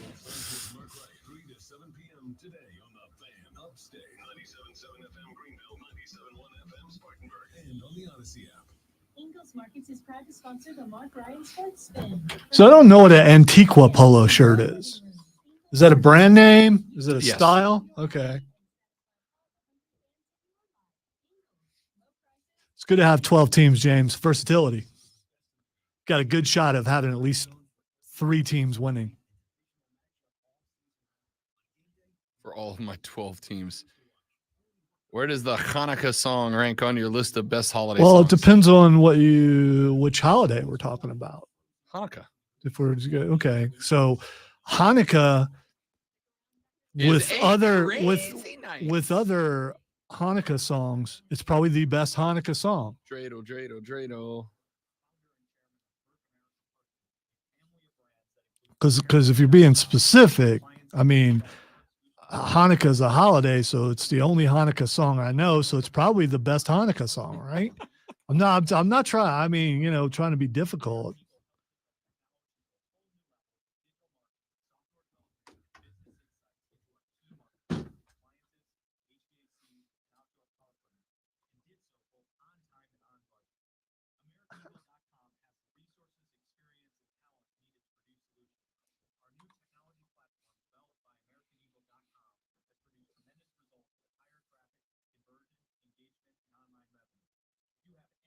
My favorite secular Christmas song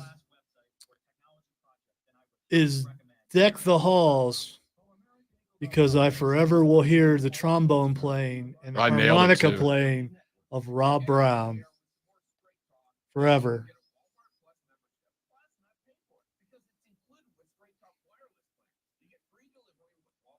To the point where I think I've retired that song. I don't think it gets played ever again.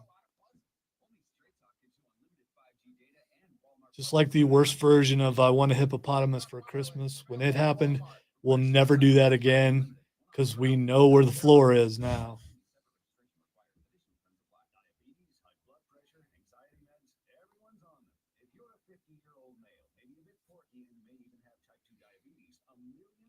The floor is that song. I think my ceiling may be 12 Days of Christmas. Just because Rob and Chris trying to outdo each other the entire time. And Tim had no idea what was going on. We finally got it. Like when we got to 12.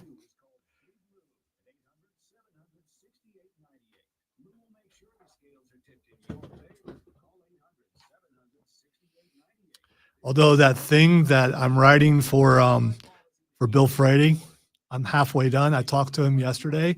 He gave me an example of, I'll tell you later, of how he's going to do it. it's disturbing. It's all about delivery, being calm on certain parts and being completely psycho on the others. Unhinged. Oh, and he can do it, which I had a feeling. I'm not shocked. The one thing people won't get to see is the look in his eyes when he's doing it, which is just makes you uncomfortable. There might be instruments this year. All right, there will be instruments this year. Not what you're expecting, though, Trey. What day is it? The 23rd? Yeah, 23rd. You move it up a week, I could do it. I know. I'm just guilt tripping you. Well, it's working, but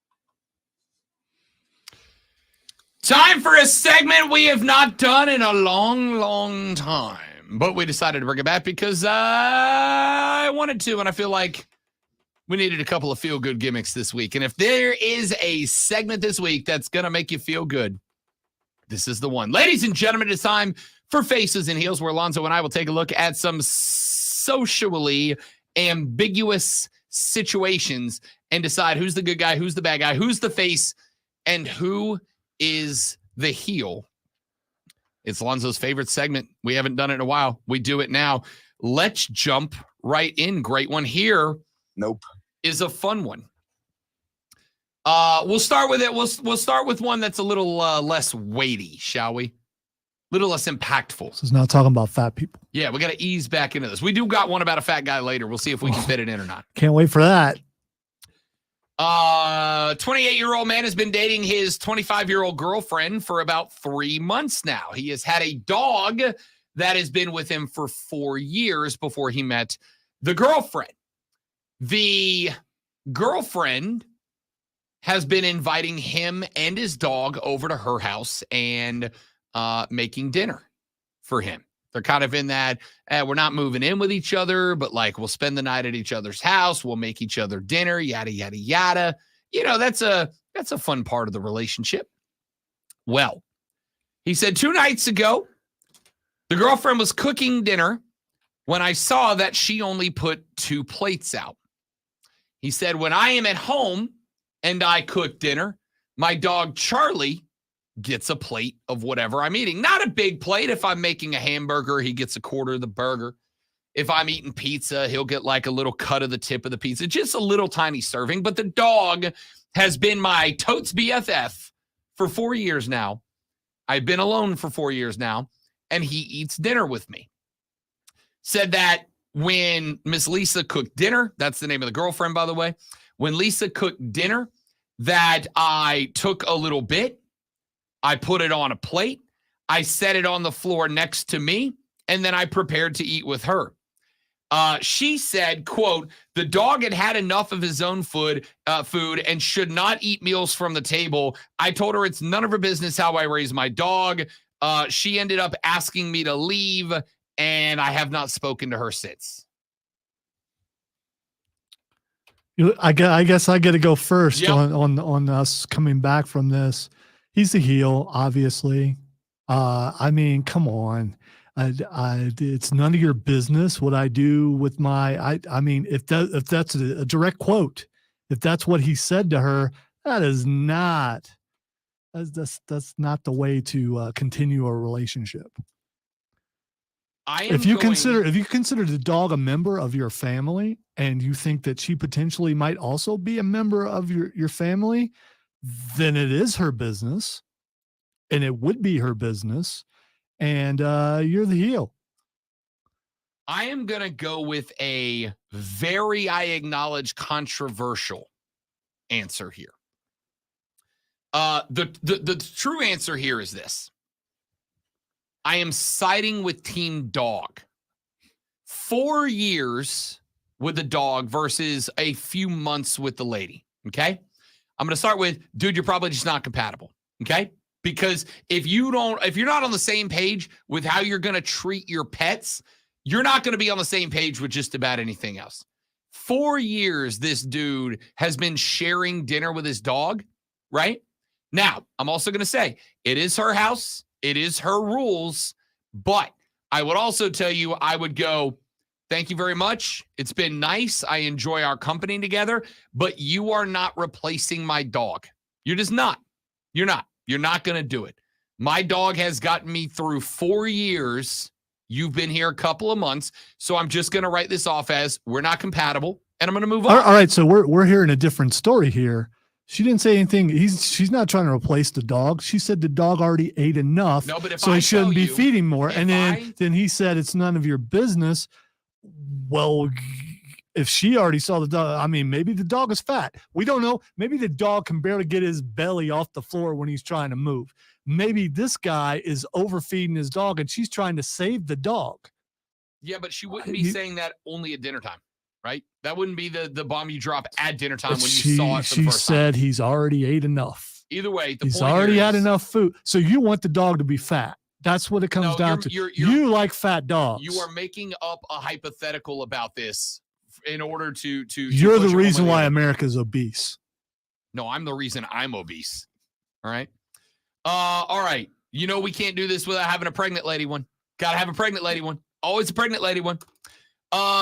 Lady says that she is 4.5 months pregnant, right at halfway through her pregnancy right now. She said, my fiance and I are expecting our first baby sometime around early June. Said his family has a vacation home in Florida, and every year they go to Florida for about a week around the holidays. They have invited me. I have gone in the past. But at 4.5 months pregnant, I do not feel like putting up with this. It's not very roomy, spacious. I'm not going to have my own bed, etc. I don't want to go. He said, okay, that's fine. I'm still going to go. She is saying he should not go on vacation with his family because she's 4.5 months pregnant, and he should not leave her alone for an entire week to go hang out with his family in their Christmas tradition, and says that if he goes, that they will be in a fight when he gets back. I'll go first. Yeah, because I'm not going first every time. I'll go first. You're just going to turn it on me anyway, even though I've been right like 90% of the time on this thing. She's absolutely the heel. You are 4.5 months pregnant, not debilitated. All right. I know plenty of women at 4.5 months pregnant who are still working full-time jobs, who are still 4.5 months pregnant. And y'all don't have a kid. You don't even have a kid. It's your first child, right? I know women who are 4.5 months pregnant and are taking care of multiple kids while the husband's at work or whatever. You are 4.5 months pregnant, my dude. The baby's not coming today. It's not coming tomorrow. It's not even potentially at a risk of coming while he's in Florida. Now, could something tragic and bad happen? Yeah. In which case, I suspect your boy's going to be on the first flight back to wherever you are. But she is absolutely the heel to try to yank him away from a years-long family holiday tradition. All right, so I don't want to break up families, but I got to say this. You should have known that he was a mama's boy before you got pregnant. And now that you are, he's choosing his family over the family he made. And he's going to go elsewhere because it's tradition instead of staying home. And I know all about a pregnant woman who worked during pregnancy because my wife did it during both of our children. And he has chosen his family over his immediate family, which is his child who's about to be born. Obviously, he's the heel. About to be born. It's 4.5 months away. Yeah, you don't know what could happen. Premature babies happen all the time, unfortunately. And something could happen. Oh, he's going to get on a flight and be right back, but it might be too late by then. It could be in a situation where he needed to be there to make an important decision, and he won't be because he's out there gallivanting with his family when he could be at home with his immediate family. So if he's choosing them now, he's going to choose them later, and she's probably going to end up raising the kid on her own anyway. Worst take ever. Nope. Worst take ever. Nope. Unbelievably worst take ever. Wow. So you're choosing your old family over your new family. No, not at all. I think the worst choice was her choosing him to have a child with. Wow. I was not ready for that. I hurt for her, and I hurt for her unborn child. She's 4.5 months pregnant. Yes. She's going to be fine. I hurt for her and her unborn child. Just go down there. Just go with him. You're invited. Literally, he wants you to go with him. Just go. Just go with him. You've never been around a pregnant woman who comfort is the most important thing to them, and so you're gonna take her down there, have her cramped up, have her uncomfortable. She's already carrying your child, and you're gonna do that stuff. I can't believe this is the first time Liberob is not picking the woman in this case. It's just this whole thing's twisted. Not even a little bit. This whole day is twisted. Listen. Is it 10 yet? I don't want you to spend time with your family is rough. Well, he should spend time with his family, his immediate family, the child that he spawned. Sorry, Mom. Can't ever spend time with you again. Because once the baby's born, it's a baby. Can't leave it alone. Once it's a toddler, obviously you got to be there at all times. Let's also talk Once about it's a the kid, you gotta family nurture who's it. unwilling to come there because they know she's pregnant. They want the pregnant lady to come to them. Yeah. A lot of insensitivity going on here. All right, here's one. Man and wife issue started when my wife left for a week for a girls' trip. She came back and she said that she didn't want to be a stay-at-home mom anymore. Said that she wanted to get into computer coding. He said, I know there's no way she's going to be able to do it. She has not only got ADHD, but she's incapable of concentrating on anything more than about a half an hour at a time. He said that in order to prove this to her, I opened up one of my big projects that I had to do. And then I gave her a very simple coding exercise. It was something that was going to take a couple of hours, but it was a very repetitive task of just verifying that these numbers are right, and changing the next number to reflect that, etc. He said this was a very simple part of a largely complicated project, and I let her at it. He said it took her about 8.5 hours to get the job done. After which point I told her, if I was your boss, I would have fired you. That job should have taken 2 hours, and that is 10% of the total project I have to do by the end of the week. You are not capable of doing this job right now. He said, I did offer to pay for her to take coding classes to learn how to do it, but I went ahead and made her very aware with an in-home exercise that she cannot do this job, that she wants to hire a nanny for our kids and move into full-time, and now she's not talking to me anymore. Wow. Man, this dude is big time to heal. I mean, so you expected her to do the job as well as you do with all your experience? Just say, okay, I want to see you do this. I think I would be proud that she figured it out in 8 hours. I mean, that she was, if your job's so complicated, wow. It'd be like bringing someone in here and go, you've watched us do the show, do it. She got a real hard dose of reality. Y'all have heard me say this before. I'm a very positive, optimistic person. You know what the worst phrase in America is? You can do whatever you want. No, you can't. No, you can't. No, you can't. You can't do whatever you want. Number one, we have laws that say you can't do whatever you want. Number two, I wanted more than anything in the world to make it to the NBA. Turns out, nope, couldn't do it because I sucked at basketball. No matter how hard I tried, I was the hardest working high school athlete you've ever seen. Never got better. I was just inherently bad at the game, or at least not good enough to be anywhere close to a college basketball program.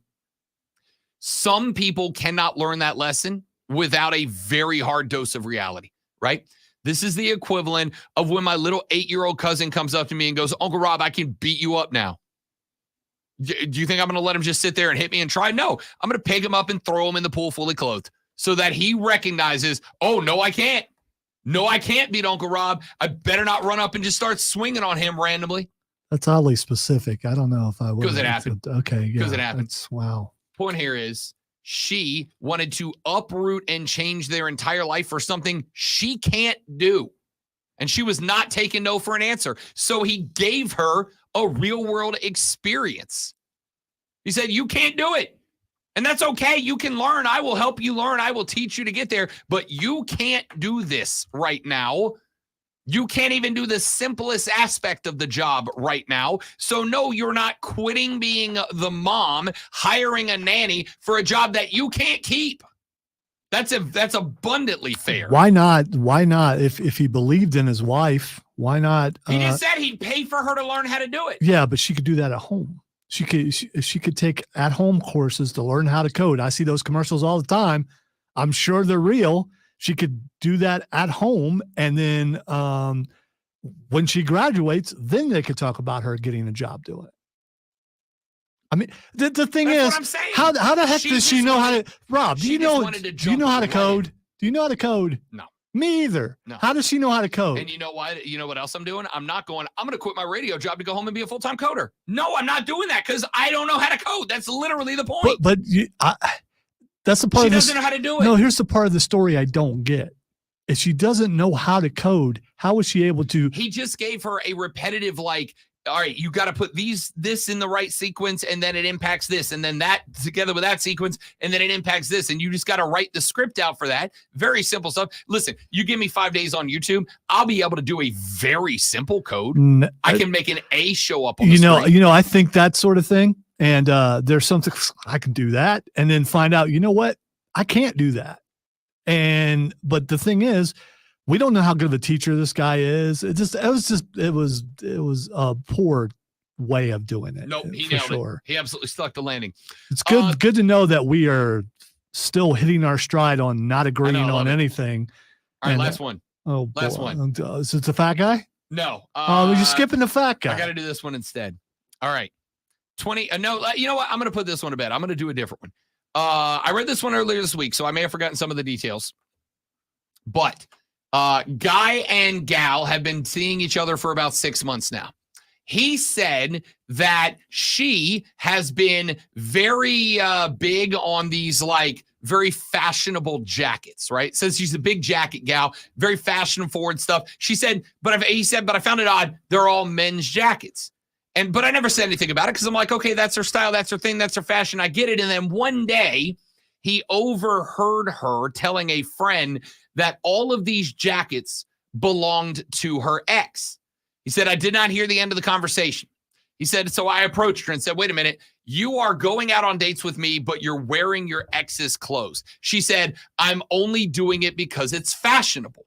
They're fashionable jackets and I like them. He said, well, I will take you to buy new fashionable jackets so that you're not wearing your ex's clothing around me anymore. Is that a compromise? And she said, no, I'm not getting rid of my ex's jackets. I like them too much. I'm keeping them. He then broke up with her on the spot.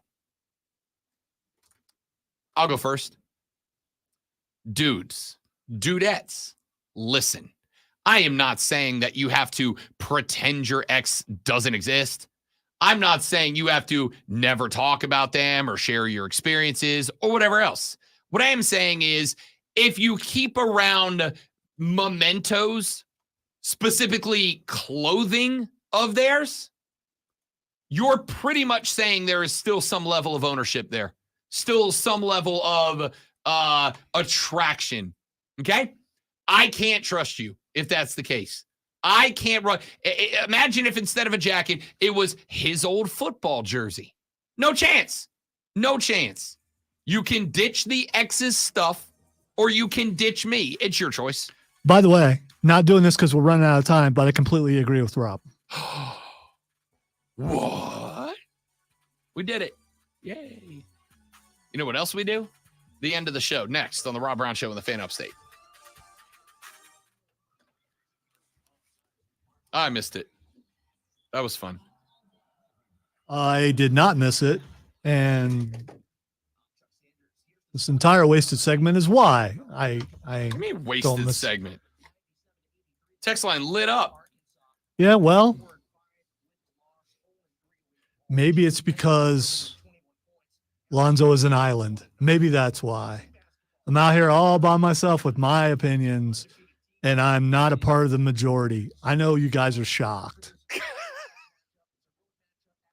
And by the way, I can't be a contrarian if I go first.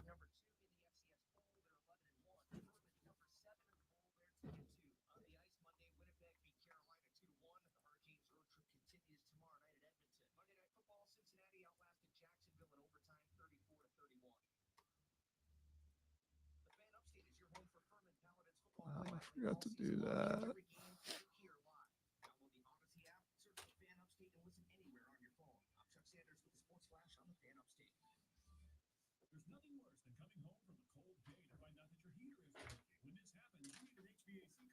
Nailed it. Y'all saw that? Y'all saw that? I didn't see anything. I was looking at my screen, so I have no idea what he's even talking about.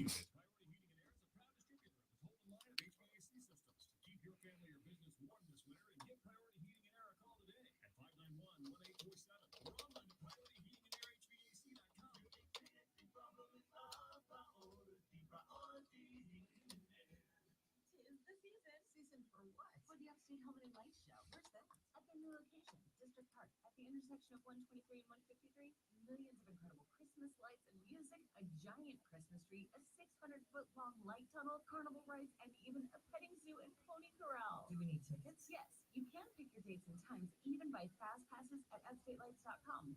We should all go together. The Upstate Holiday Light Show is open now through December 31st at District Park at the intersection of 123 and 153. Hey everybody, it's Boomer Esiason. eBay Motors has everything you need to keep your ride or die alive. From superchargers, brakes, exhaust kits, and more. With over 122 million parts, eBay Motors levels your baby up to its peak performance. And with eBay Guaranteed Fit, your part is guaranteed to fit.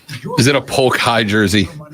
I don't even know what that is. Al Bundy. Oh, okay. I guess Scored I. touchdowns in the state championship. I guess I do know what it is. I'm slow on references today.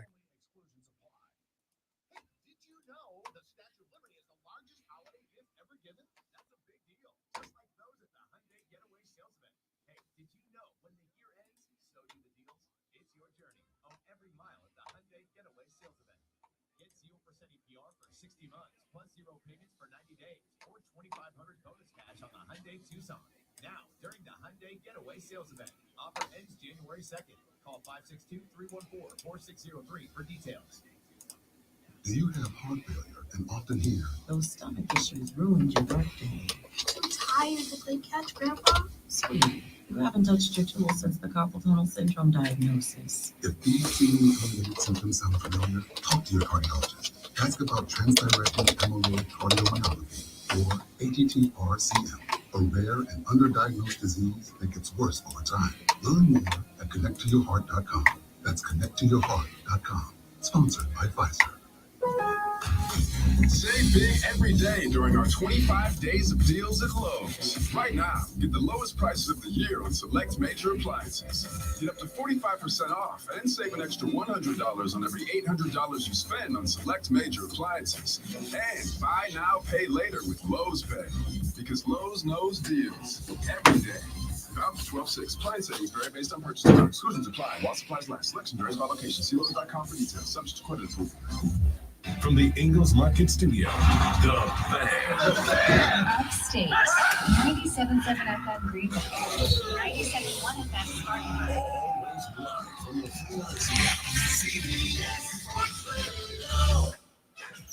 Early birds get those.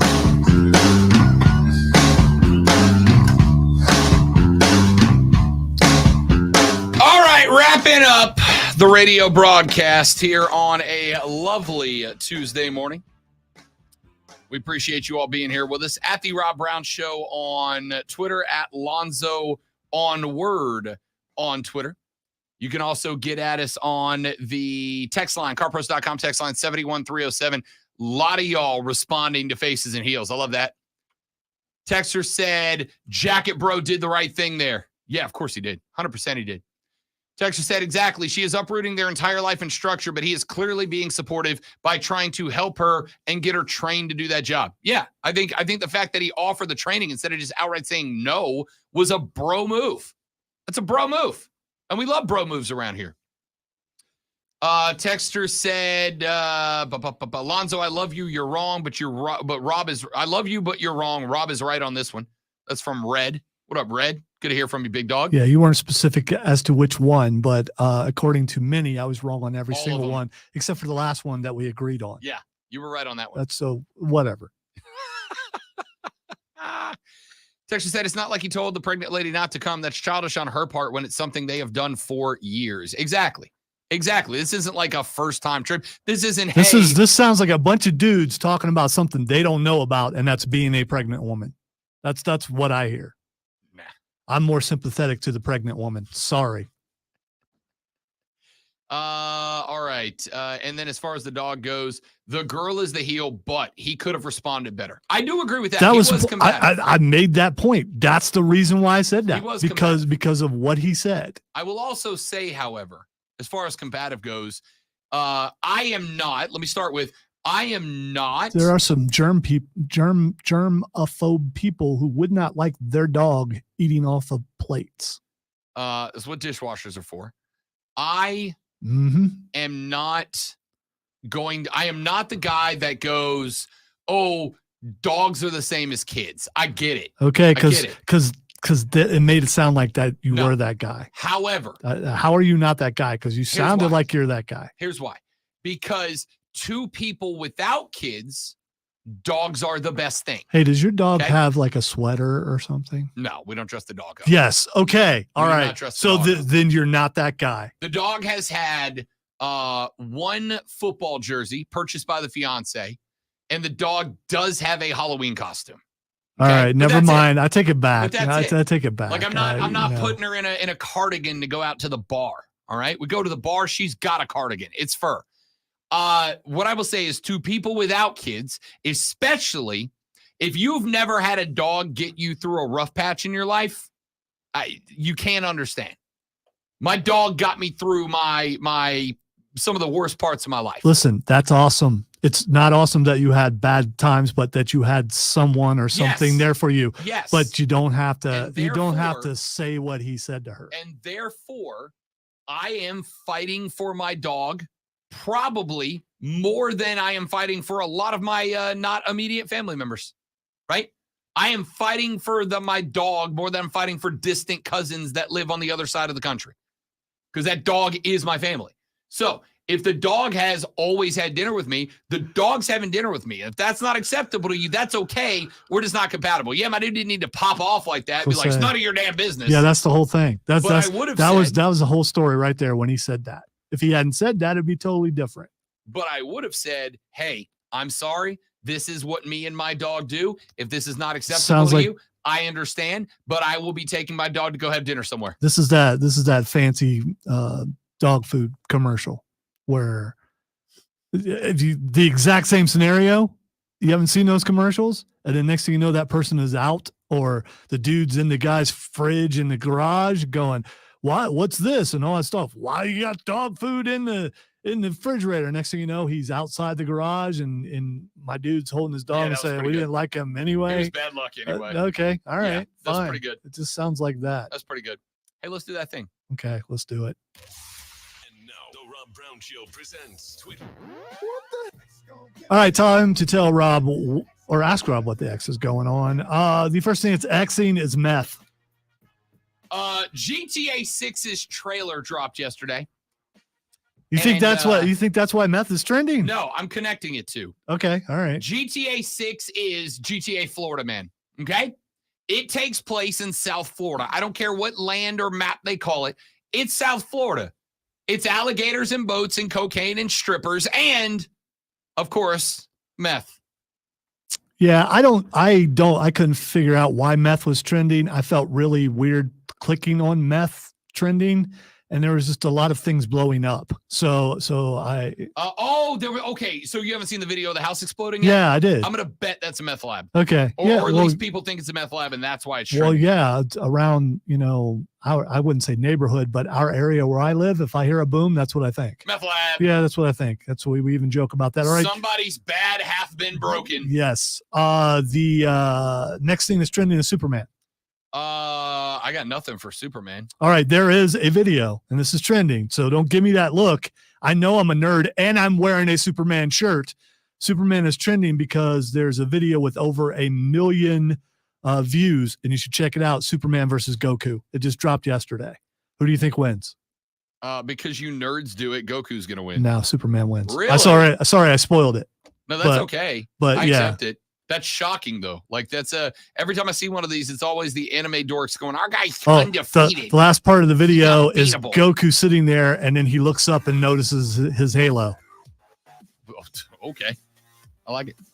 Ladies and gentlemen, boys and girls, children of all ages, that's it for the show. Hope you enjoyed it. We'll be back tomorrow to do it all over again, but better for the midweek edition of the Rob Brown radio program. That's Lonzo. I'm Rob. See you back here tomorrow. Have a lovely day. Goodbye. Yeah!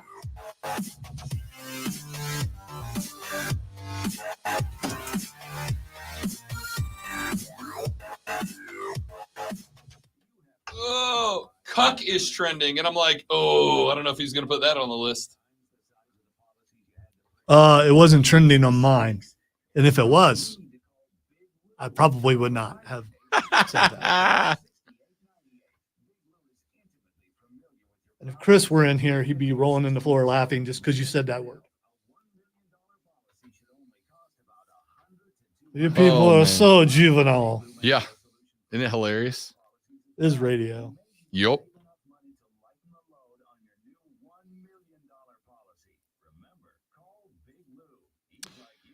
All right, dudes and dudettes. That's it for me. Don't ever avoid a good Jim Cornette joke. They will always be appreciated on this stream. Have a lovely rest of your day. Thanks for hanging out. You're all spectacular people. Tell your friends about us. Goodbye.